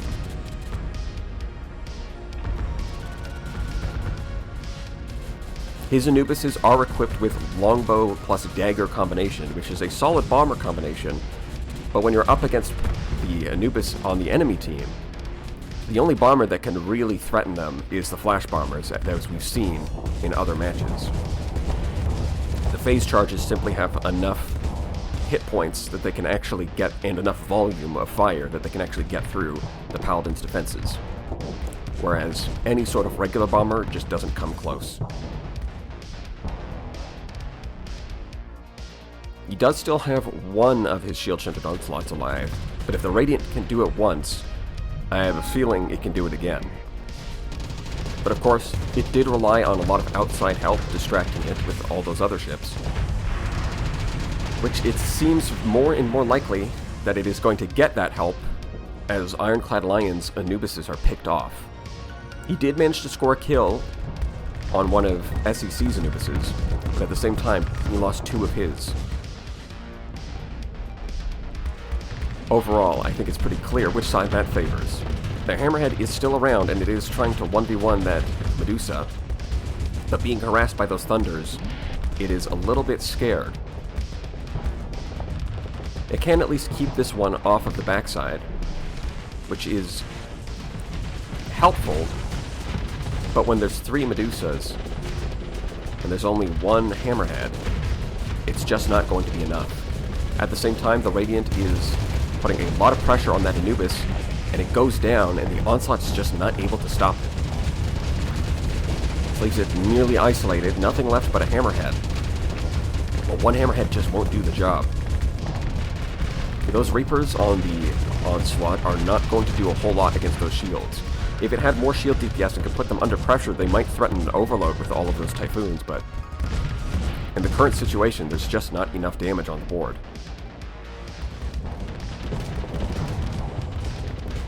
Once again, the Hammerhead has a hard time staying on target, its hardpoint swerving because it's trying to protect its engines from those thunders.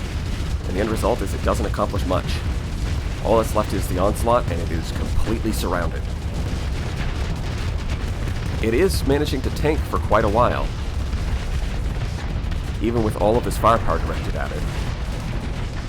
That is the power of maxed out armor. But unfortunately, as we've seen with the Invictus earlier in this tournament, surviving is not the same as winning.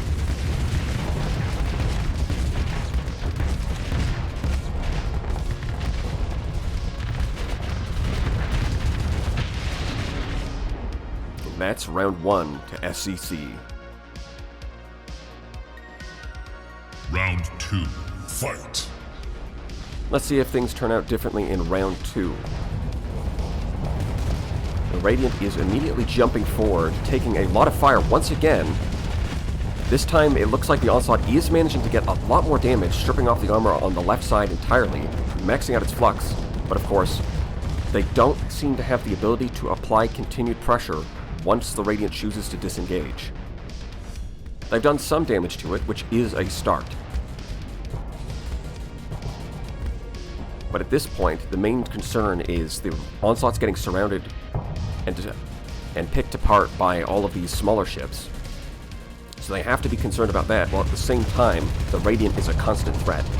It is shooting at the monitor, so the monitor's doing its job, and the Onslaught is targeting it from the side, but it just doesn't have enough DPS to get through the shield fast enough. So the Radiant is able to return fire, stripping off the armor on the nose, and it's able to disengage once again. It looks like they are getting some armor damage on the other side, but Phase Skimmer with systems expertise makes the Radiant very slippery. Something to note is that in the campaign, enemy Radiants are not allowed to get systems expertise as one of their skills. This is exactly why. They would be too frustrating to fight. Anubis versus Anubis. And it looks like the one with the machine guns, SCC's loadout, has the advantage here. IronCladLion has put a lot of points into those bombers, and in an Anubis versus Anubis battle, they aren't going to accomplish much. Perhaps against a different enemy they could have been more effective, but SCC only dedicating 20 points to those Thunders as opposed to 30 points to those bombers puts his Anubis at an advantage, on top of the machine guns being a lot more effective at breaking through enemy Anubis shields. And here we can see the Onslaught, his armor stripped off, and it's losing hull. Meanwhile, the Radiant is more or less intact. It has taken a lot of armor damage, but it's managed to spread it out across both sides of its armor, and has mostly avoided any hull damage. The Anubises don't have too much in the way of anti-armor, anti-hull damage, but at the very least, Paladins and an Iron Autolance can do some somewhat respectable hull damage once the armor is stripped off. It's not something the Onslaught can afford to ignore now that its armor has been stripped. At the same time, there's always the looming threat of that Radiant, and it's finally in range, and just tearing it to pieces with a full mag dump from those autopulse lasers. It looks like the other Onslaught is more or less intact, but with its hammerhead body being ripped to pieces and nobody else on the horizon, it looks like this Onslaught is soon to follow its friend. The Radiant behind it not even bothering defense, using all of its flux to fire his guns as much as possible, and killing the Onslaught in record time.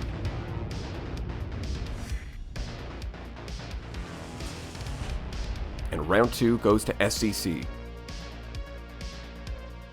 Which means SCC is moving up in the tournament, while IronCladLion is knocked to the loser's bracket. Up next, we've got Myscellanea versus Leadhead. Myscellanea, somewhat famous as the Grendel guy. He's even got a Grendel profile picture, and yet, I only see one Grendel on his list. Instead, he's relying on Safety of Ride Auroras as the bulk of his damage. This is a bit of a twist. Of course, he's also got 6 monitors fully kitted out for defense. That's a very popular choice. And 2 Anubises. This Anubis has double Giga Cannon and an Autopulse. Very interesting combination. Leadhead, on the other hand, Harbingers have been surprisingly popular this tournament.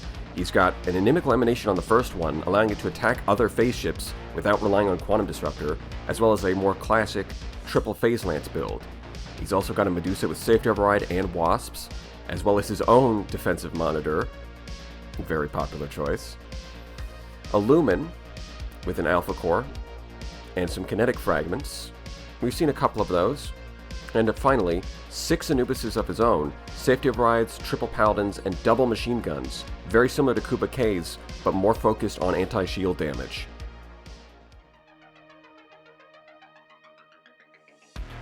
Round 1, fight! Now, I know some people have been looking forward to Myscellenea's Grendel fleet, so I hope you're not too disappointed. At the very least, we did see a couple of Grendel blobs earlier in the tournament.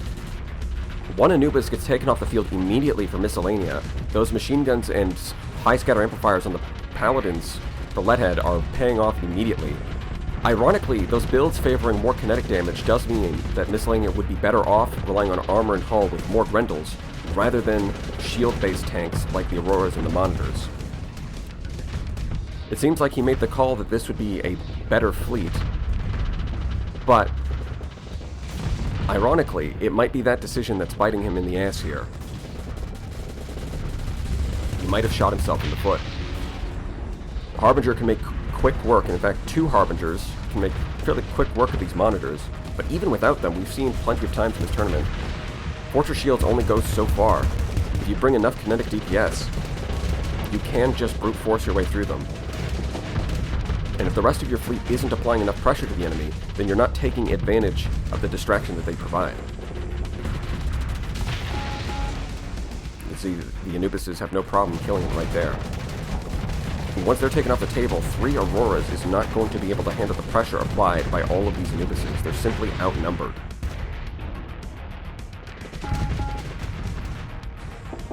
One by one, they fall.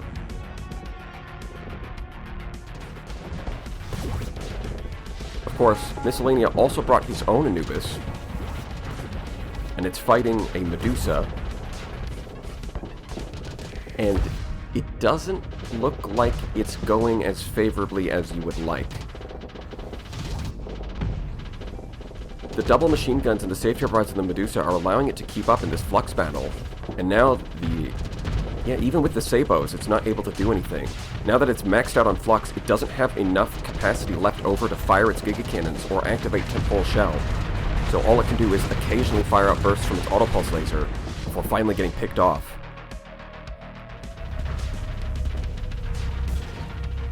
And I believe this is all that's left of Myscellenea's fleet, is the lone Monitor. At the very least, we can see this is what a Monitor can provide for your fleet. It's distracting a total of 16 deployment points worth of ships, all by itself. So that does mean, in a sense, it's providing more value than it's costing. But again, that only means something if the rest of your fleet applies enough pressure to the enemy to take advantage of that distraction. This is why going too heavy into Monitors can ultimately be a bad decision. And round 1 goes to Leadhead. Round 2, fight! In fact, it was a flawless victory. Not one kill for Myscellanea. Let's see if round 2 turns out any different. Anubis versus Anubis. Both of them have safety overrides, so both of them have to get very close to fight each other. Those Sabo pods can be very devastating against shields, but the triple Paladins make quick work of those Sabos. They don't have a chance to do any damage. This is not looking good for Myscellanea.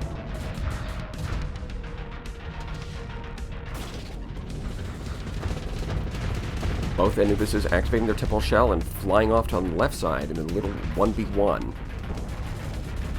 That Monitor is grabbing enemy's attention. This one's also grabbing enemy attention, but that enemy is a Harbinger. Luckily, the Anubis comes in to save it, because as soon as it activates its Quantum Disruptor, that would have been a big problem for that Monitor. But even against this Anubis, as long as it can dodge through the Giga Cannons and maintain a healthy distance, those Phase Lances outrange the Safety Override build, and it can just use its Quantum Disruptor to get through the shields. Ouch. The Aurors are still on the field, firing away with their heavy blasters, but it's not going to be enough. It can't 1v2 these souped-up Anubises.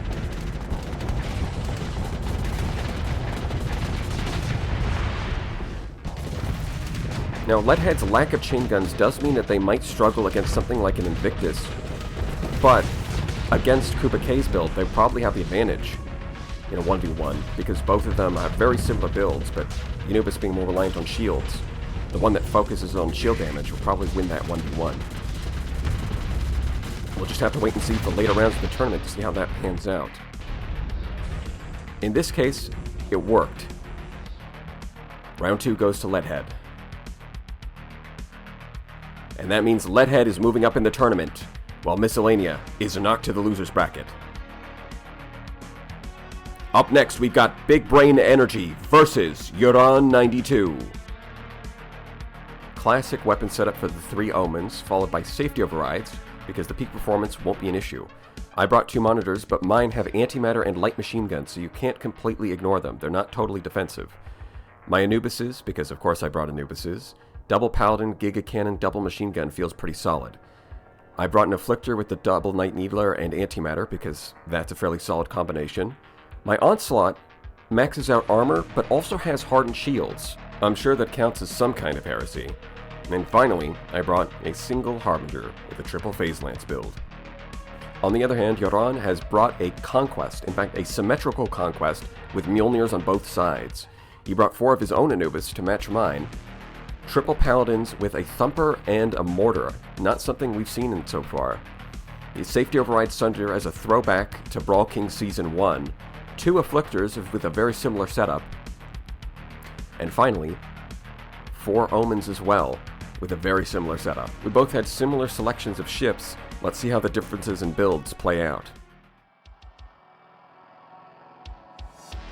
Round 1. Fight! It looks like in many ways we had similar ideas when building our fleets.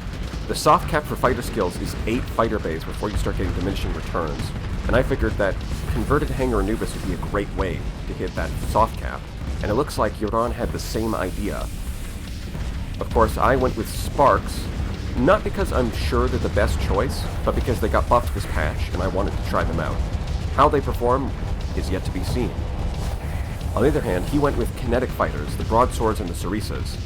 I chose to use machine guns as a way to get my kinetic damage on the board, because I figure the elite point defense skill is already really good for buffing the Sparks and the Paladins.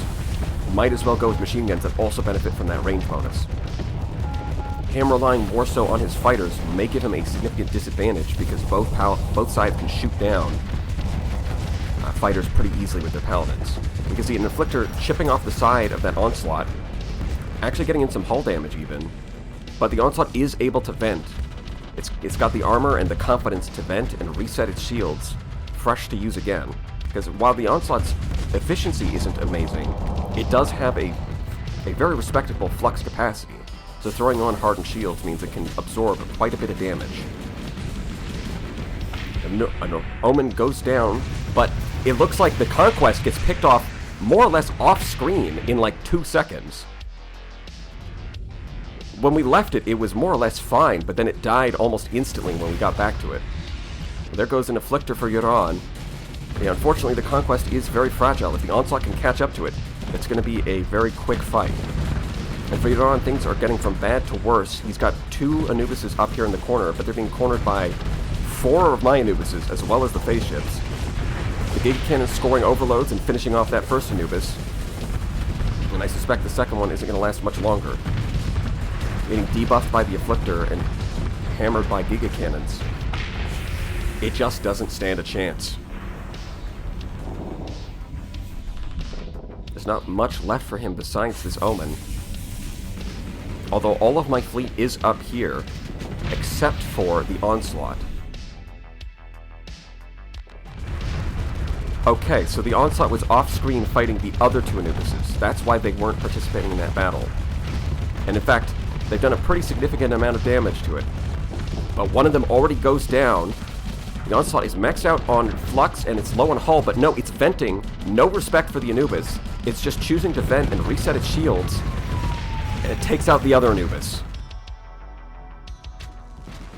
looks like there's not much left for him other than this one Omen, but he chose to get more hull mods where I chose more flux capacity, so you can see the flux bar on mine is fairly low, whereas his is getting close to maxing out. Not that that really matters much when the afflictors are coming in for support on my side. And round 1 goes to me. Round 2, fight. Now, Yoran did manage to kill 2 frigates in the first round. Let's see if he can do better in round 2.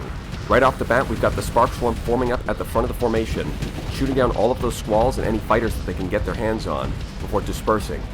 Both sides are forming up battle lines, and unfortunately for the Conquest, it does rely heavily on its large missiles to supplement its firepower. With all of these Anubises spread out across almost every fleet we've seen, that may end up being a liability. That Reaper gets shot down by some sparks, saving the Onslaught a little bit of flux. Omni Shield could have blocked it. It is not a shield shunt build, but it is nice to have that extra layer of protection. Here we can see a couple of Anubises thinking about attacking the Conquest, but not entirely sure. That Omen does get a little too aggressive and gets picked off. And that right there is why I prefer steady officers in my Anubises, because if you give them aggressive, they will do the same thing that Omen just did, and go for a flanking maneuver even when it's not exactly the best idea.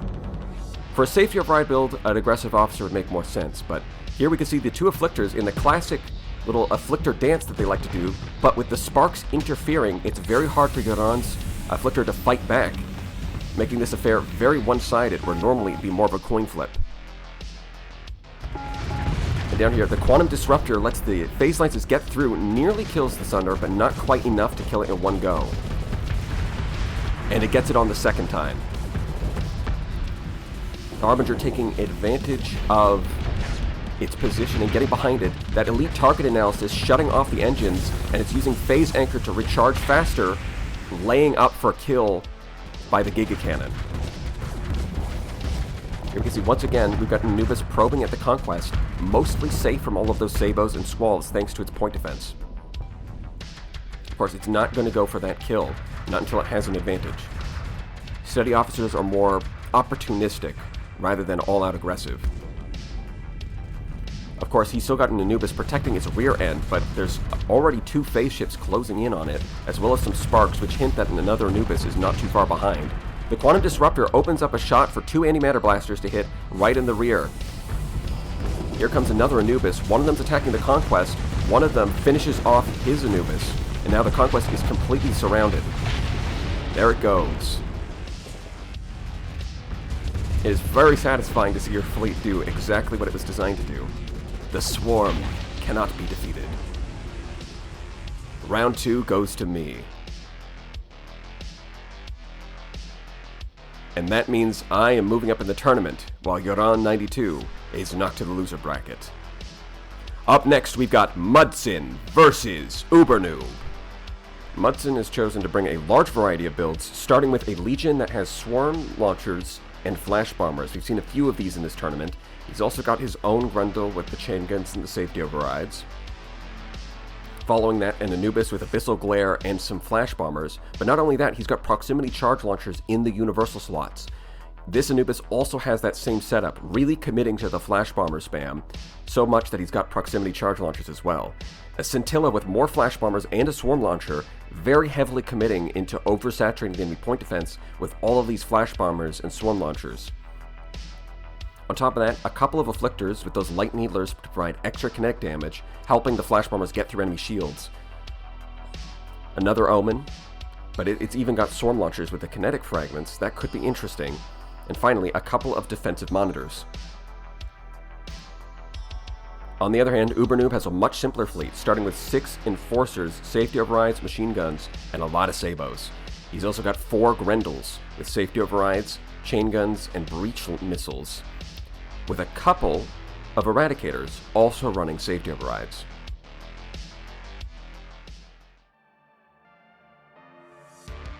Round 1, fight! So we've got mass flash bombers up against a low-tech fleet with a lot of shield shunts and safety overrides. Well, the lack of shields does make him pretty vulnerable to flash bombers. At the very least, the Grendels can phase through their barrages. It's just a matter of being able to close the distance. Those safety overrides come with a lot of speed and a lot of flux, but it does mean he can't fight a long-range battle. On the other hand, Mudsson is really hoping that these flash bombers can keep his enemy at bay, but the Legion is already getting surrounded by Grendels. Really not good for it. Getting shot in the engines is bad for your health, I'm told. A monitor is distracting a bunch of enforcers in the bottom right, but the Legion goes down. This might be a problem for Mudsson. That Afflictor is kiting, but again, they are mostly kitted out with light needlers. They do have one light assault gun. Flash bombers coming in to finish off that enforcer. A little Grendel on Grendel violence over here. That's what I was saying. The Afflictors are mostly kinetic damage. So, mostly they're going to be contributing their entropy amplifiers to this battle rather than any DPS they provide on their own. The Scintilla is very easily caught and dispatched by those enforcers. Slowly but surely, Mudsson's fleet is getting picked apart, although it's not as if Ubernoob is getting away with this scot-free. He is taking casualties in the process. One Eradicator goes down in the top left. There goes another Enforcer. And the Grendels are fighting each other, but it looks like Ubernoob's has the upper hand. Mudsson's Grendel goes down. There's still plenty of Enforcers to go around. And this Anubis, with its auto-pulse laser, gets taken out. Not that a Giga Cannon would be very good against Grendels, but it would be good against the Eradicators or the Enforcers. And the auto-pulse laser lacking the hit strength or flex efficiency to be effective here. At the very least, this Afflictor has the speed and the range to kite that Grendel to death. The Afflictors outranging them is kind of an oddity here, but Ubernoob has committed to a full safety override fleet, which means that the normally short-range Afflictor actually outranges all of his stuff. And with its phase cloak and high speed as a high-tech frigate, it can kite pretty much everything. All of Ubernoob's stuff is balling up in a defensive position, which is a bit odd, considering the Grendels are phase ships themselves. So this behavior is triggered when the enemy has a bunch of phase ships that are attacking you. They ball up like this so that they can't get flanked. It's just very odd for the Grendel to be doing this when it itself is a phase ship. But I'm not sure things would be going much better if they were chasing them. Because, again, the Afflictors have both the speed and the range to kite most of Ubernoob's stuff. Although I suppose they could chase them into the corner of the map and then corner them there. That would probably work because these Afflictors are mostly tickling his stuff. Even with Entropy Amplifier, those light needlers are not going to do a lot of damage. It's mostly the light assault gun that's got to do the work here, which is not something I thought I'd be saying in this tournament. The light assault gun, not famous for being a high damage weapon. Very mediocre hit strength for a high explosive weapon, although it does have the distinction of being fairly high DPS for a small ballistic weapon. So at the very least, it does okay hull damage, and it looks like most of these ships have their armor stripped off. The Enforcer's just getting picked off. And even the Grendel's just continuing to ball up. I'm not sure that this is a bug. I mean, things were looking pretty bad for Mudsson, but at this point, Ubernoob's ships aren't even trying to take out the Scintilla. That has to be some kind of bug.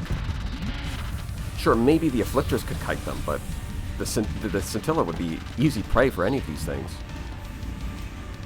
I mean, so far in this tournament, we've managed to avoid any any serious AI quirkiness changing the outcome of a battle, but in this case, the AI quirkiness seems to be working in Mudsson's favor.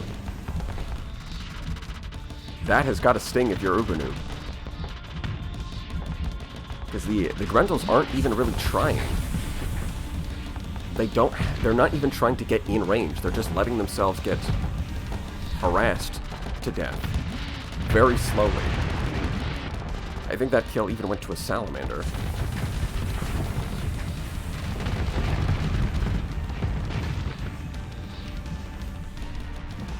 Not sure what to say about this one.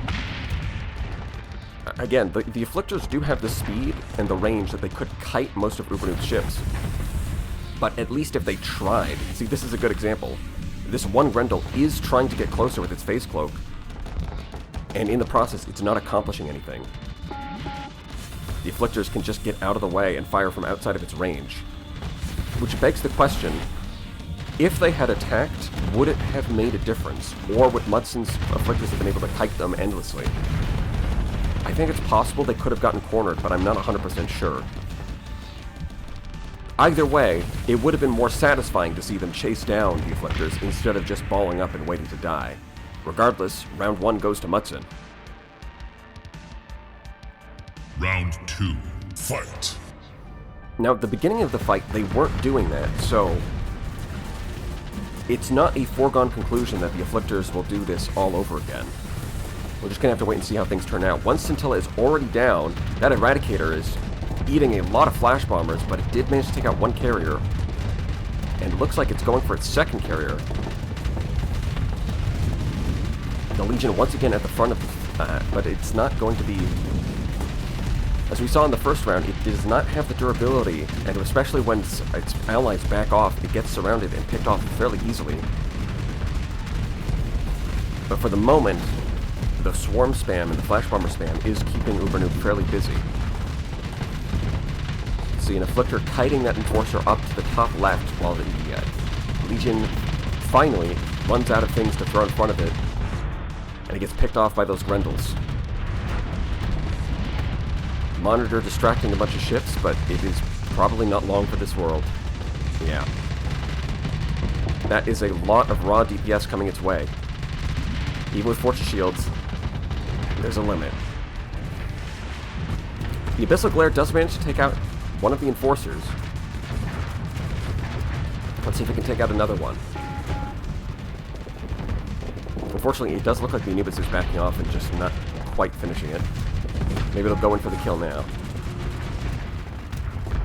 Close, but not quite. At the very least, the Scintilla is there to finish the kill. Meanwhile, Mudsson's Grendel is getting picked off by a massive swarm of enemy ships. Yeah, in this situation, it really does not stand a chance.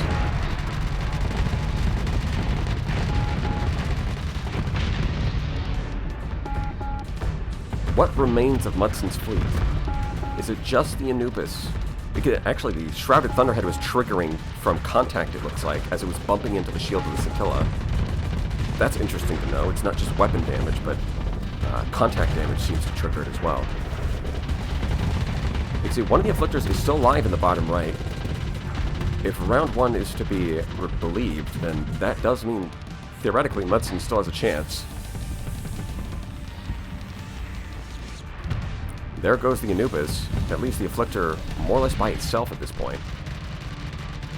Although, I guess something different here is that there are still Talons on the field for Ubernoob, and those do have the ability to keep pressure on the Afflictor and forcing it to stay in phase until it runs out of hard flux. I think that would be the big difference between round 1 and round 2. Round 1, Ubernoob ran out of fighters and no longer had any way of catching up to the Afflictors, but this time, even if it's just Talons, that's enough of a threat to suppress the Afflictors and score him a win. Final round, fight! Well, isn't that interesting? Round 1 goes to the Afflictors. Round 2, some of the fighters survived, or some of Ubernoob's makeshift carriers survived, and they were able to keep the Afflictors suppressed with their fighters. It looks like that is largely what this battle hinges on. Unfortunately, the Legion just seems to get picked off very early. Maybe it'll last a little bit longer this time.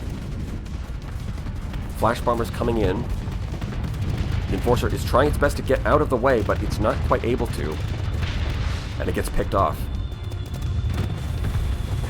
And that Grendel is in a horrible position. It is getting surrounded by a lot of enemies. It gets picked off very easily. The Legion, similarly, is getting picked off by Grendels. Once again, Mudsson's fleet is not able to provide enough pressure to keep the enemy off of the Legion. And it gets eliminated. Very hard to say how this is going to turn out with the AI quirkiness at play. AI strangeness, if you will. Another Scintilla is about to get picked off. There it is. Flash Bombers keeping that Enforcer a little bit busy. Monitor goes down. We've still got 2 Anubises on the field for Mudsson. And clearly the Afflictors as well, since the Entropy Amplifier was being used. There are still Talons, though. And that Eradicator still on the field, but if it gets itself killed here, that could be a big win for Mudsson. Yeah, the Giga Cannon scores the Overload, but Abyssal Glare finishes it off. That could be a big turning point for Mudsson's fleet. The Grendel closes the distance, but doesn't manage to finish it off while it's venting, and the Anubis manages to take its distance. That Abyssal Glare is going to be a huge problem for that Grendel. And it's not going to have a fun time fighting these Anubises. Here comes a wave of Flash Bombers. It goes into phase, and it runs out of flux, and dies to the Flash Bombers. And here we've got a couple of Afflictors and just the 1 Enforcer. Compared to round 1, where it was just the Afflictors scoring the win, it looks like in this round, it's the Afflictors plus the Anubises. The fact that they died in round 1 made Mudsson's fleet look a little bit weaker, but this time, now that they've survived, I think this victory is a little more convincing. I say victory, even though it's not over, because, well, it looks like Ubernoob is really on his last legs here. And we know that he can easily take out an isolated Grendel with a couple of these things. So I don't think it's too controversial to say Mudsson's going to be winning this one.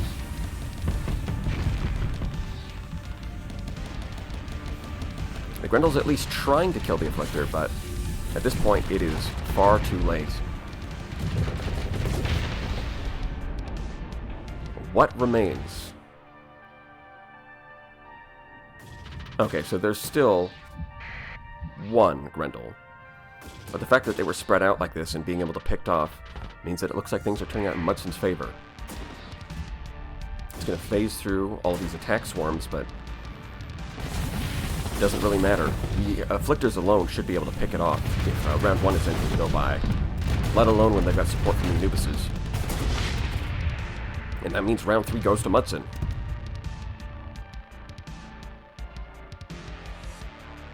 And that means Mudsson is moving up in the tournament, while Ubernoob is knocked to the loser's bracket. Up next, we've got GrumpyThumper versus Tranquility. Grumpy coming in with a Radiant, loaded up with Void Blasters, and this is the second Radiant we see without a targeting unit. An interesting trend. He's also got an Eagle with triple Void Blasters and some Neutron Torpedoes, really taking advantage of those high damage threat weapons. 4 Luddic Path Manticoras loaded up with chain guns and hammers. That is a lot of DPS at very close range. He's got his own Sunder with an Abyssal Glare and some light mass drivers, taking advantage of threat and Shrouded Dweller weapons. A Hyperion with double Void Blaster, and a Shrouded Mantle. I wonder how effective that's going to be on a frigate. Triple Monitors, another defensive setup. On the other hand, Tranquility has something that I was expecting to see before, 6 Afflictors and 6 Anubis, although he's not going triple Paladin Chain Gun, instead opting for a build that fits more capacitors. Round 1, fight! I am very worried for GrumpyThumper here, because we've seen earlier in the tournament that Safety Ride Anubises can rip apart a Radiant in spite of its raw power that it brings to the table. On top of that, a lot of his ships are the Manticoras with the Hammer Barrages. That's not going to be super useful against all of these Paladins.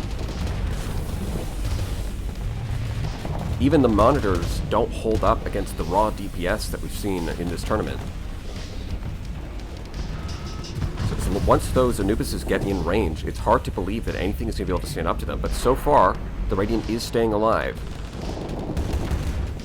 Although those long-range Afflictor builds are already harassing that Eagle, softening it up and allowing the Anubises to just get in close, fire off a Giga Cannon shot, and demolish it. These hit-and-run tactics, backed up by the entropy amplifiers from all of these Afflictors, can be a huge problem. And so far, it is favoring Tranquility.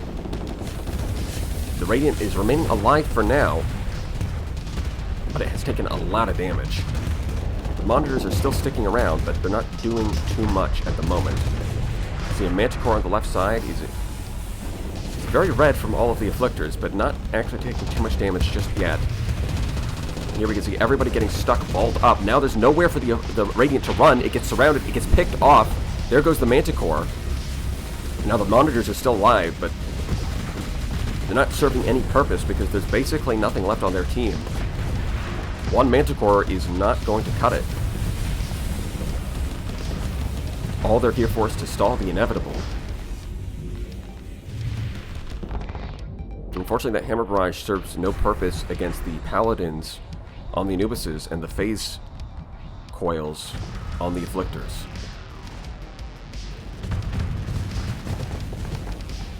Poor Manticore is left alone and isolated, forestalling the inevitable. Round 1 goes to Tranquility.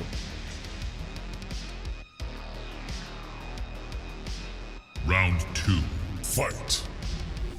The 6 Safety Override Anubis and 6 Afflictor might be the metagame, but it is too early in the tournament to really come to that conclusion 100%. It's certainly a strong contender for the victor, but we'll have to see how it fares against some of the other matchups present in this tournament. A Radiant without a targeting unit is going to be having a very hard time against these Anubises, because a targeting unit would at least mean that it would outrange the Anubis, but without it, it's got about the same range, only slightly longer. Then again, we have seen other Radiants get picked apart by all these Anubises, so it is hard to say. Something that is normally very scary when faced in the campaign is made to look like child's play. Radiant, be gone. Wow. Even without the use of a Harbinger, Monitor is something that these things can fairly easily crack. Round 2 goes to Tranquility.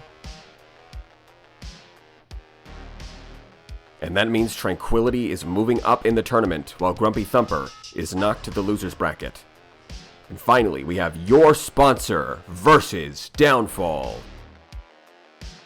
First off, he's got a Paragon with no large energy weapons, all in on Void Blasters and Swarm Launchers. That is heresy.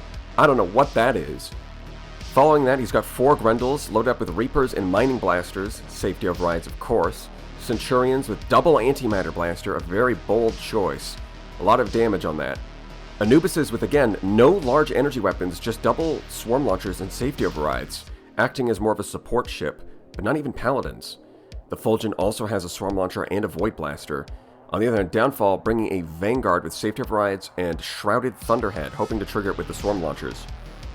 6 Anubis of his own with double machine guns and a high-intensity laser with safety overrides, as well as Medusa's machine guns and heavy blasters.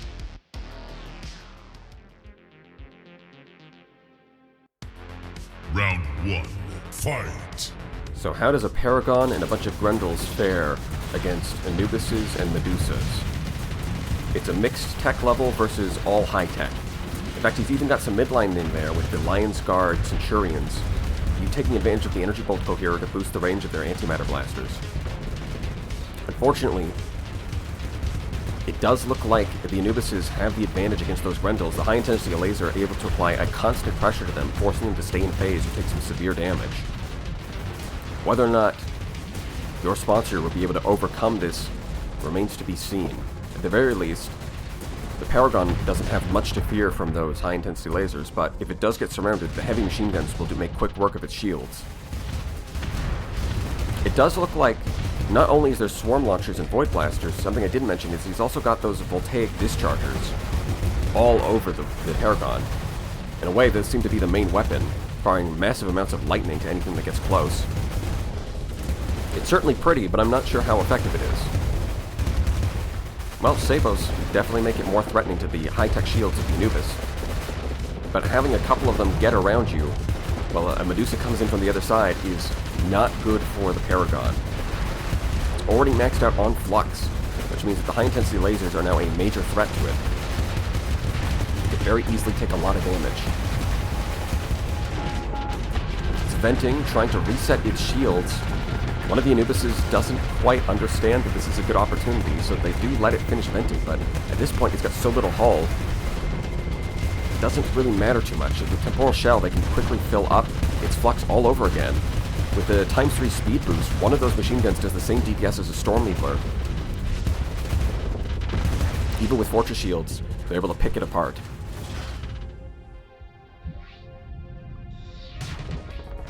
Grendel is trying to chase down that Medusa, although it's being harassed by the converted Hanger Talons at the same time.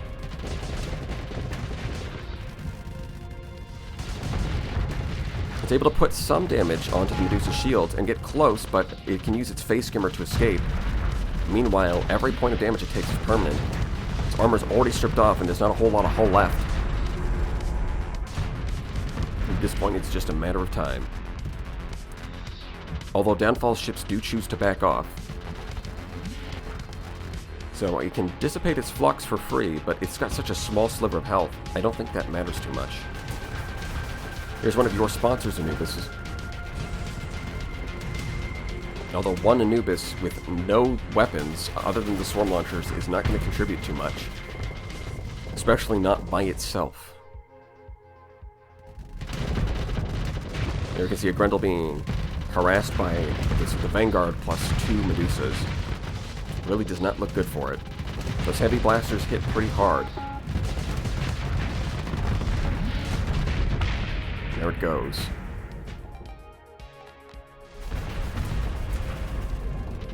It looks like they're taking quite a while to actually corner this Anubis, but again, it can run all it likes. There's no way it's going to win with a couple of swarm launchers. They're just not going to do enough damage. And the Anubis goes down. And that's round 1 to Downfall. Round 2, fight. Well, that was certainly one-sided. Unfortunately, your Spetzer bet very heavily on all of those swarm launchers, with both the Paragon and the Anubis foregoing large energy weapons in favor of more fragments, so they can launch a bunch of swarms. But against Downfall's fleet, that has not paid off. The Grendel diving in deep into Downfall's fleet, but that just means it's going to get picked apart by all of these weapons. High-intensity lasers can very easily rip one of these things apart, especially when it gets surrounded and doesn't have the ability to just phase through it. It needs a distraction. And in theory, that distraction could be one of these Centurions. In fact, the Animator Blasters let it score an overload and it gets finished off. So he does manage to kill one of Downfall's Anubises. It isn't a completely one-sided matchup, but things are certainly looking grim for your sponsor's fleet. Fulgent is more or less unable to defend itself. Although it does have a Void Blaster as its main weapon. I think it has some Sabos as well, but that alone is not going to be enough against the Anubis.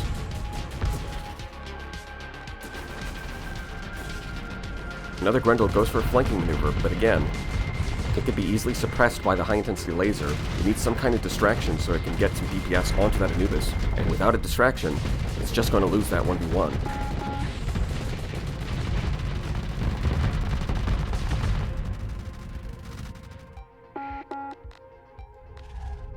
The Paragon is still alive this time. It's still hanging on. And here, you get a much more fair matchup. A Centurion versus a Vanguard. Although the Centurion is nearly dead, I don't think that would be credited to the Vanguard. The Storm Launchers and Shrouded Thunderhead are going to have fairly limited DPS, and the damper field on the Centurion should be able to protect it.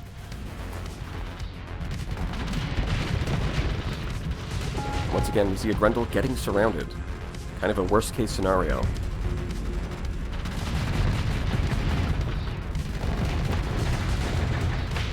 That's another Grendel down. Centurion's dying. This time the Paragon has pretty much outlasted the rest of his fleet. Kind of the opposite of what happened the first time. In fact, the Voltaic Discharges managed to just wipe out that poor Vanguard, showing that maybe there's something to this build, and that with a little bit of tweaking, it could be a little bit more threatening, but in the current situation, it's just getting picked apart by these Anubises. Swarm launchers not too threatening against all of these paladins. Fortress shields not able to hold up against the machine guns. And it just lacks the firepower to pick anything off. The Zeus is coming in from the rear, the Anubis is coming in from the front. That Paragon's looking more like a slice of pizza. And pretty soon, it's gonna explode like a slice of pizza. And once again, the last ship standing is the Anubis with no weapons. It can try to stall things out as much as it likes, but it's just not gonna cut it. Round 2 goes to Downfall. And that means Downfall is moving up in the tournament, while your sponsor is knocked to the loser's bracket. And that concludes part 1 of Season 2. Despite the Anubis being literally everywhere, the contestants otherwise showed a lot of creativity and variety in their fleets today. I'd like to thank Mr. G Gaming for hosting this tournament, and I encourage you to subscribe so you don't miss part 2. Until next time, this has been Big Brain Energy, signing off.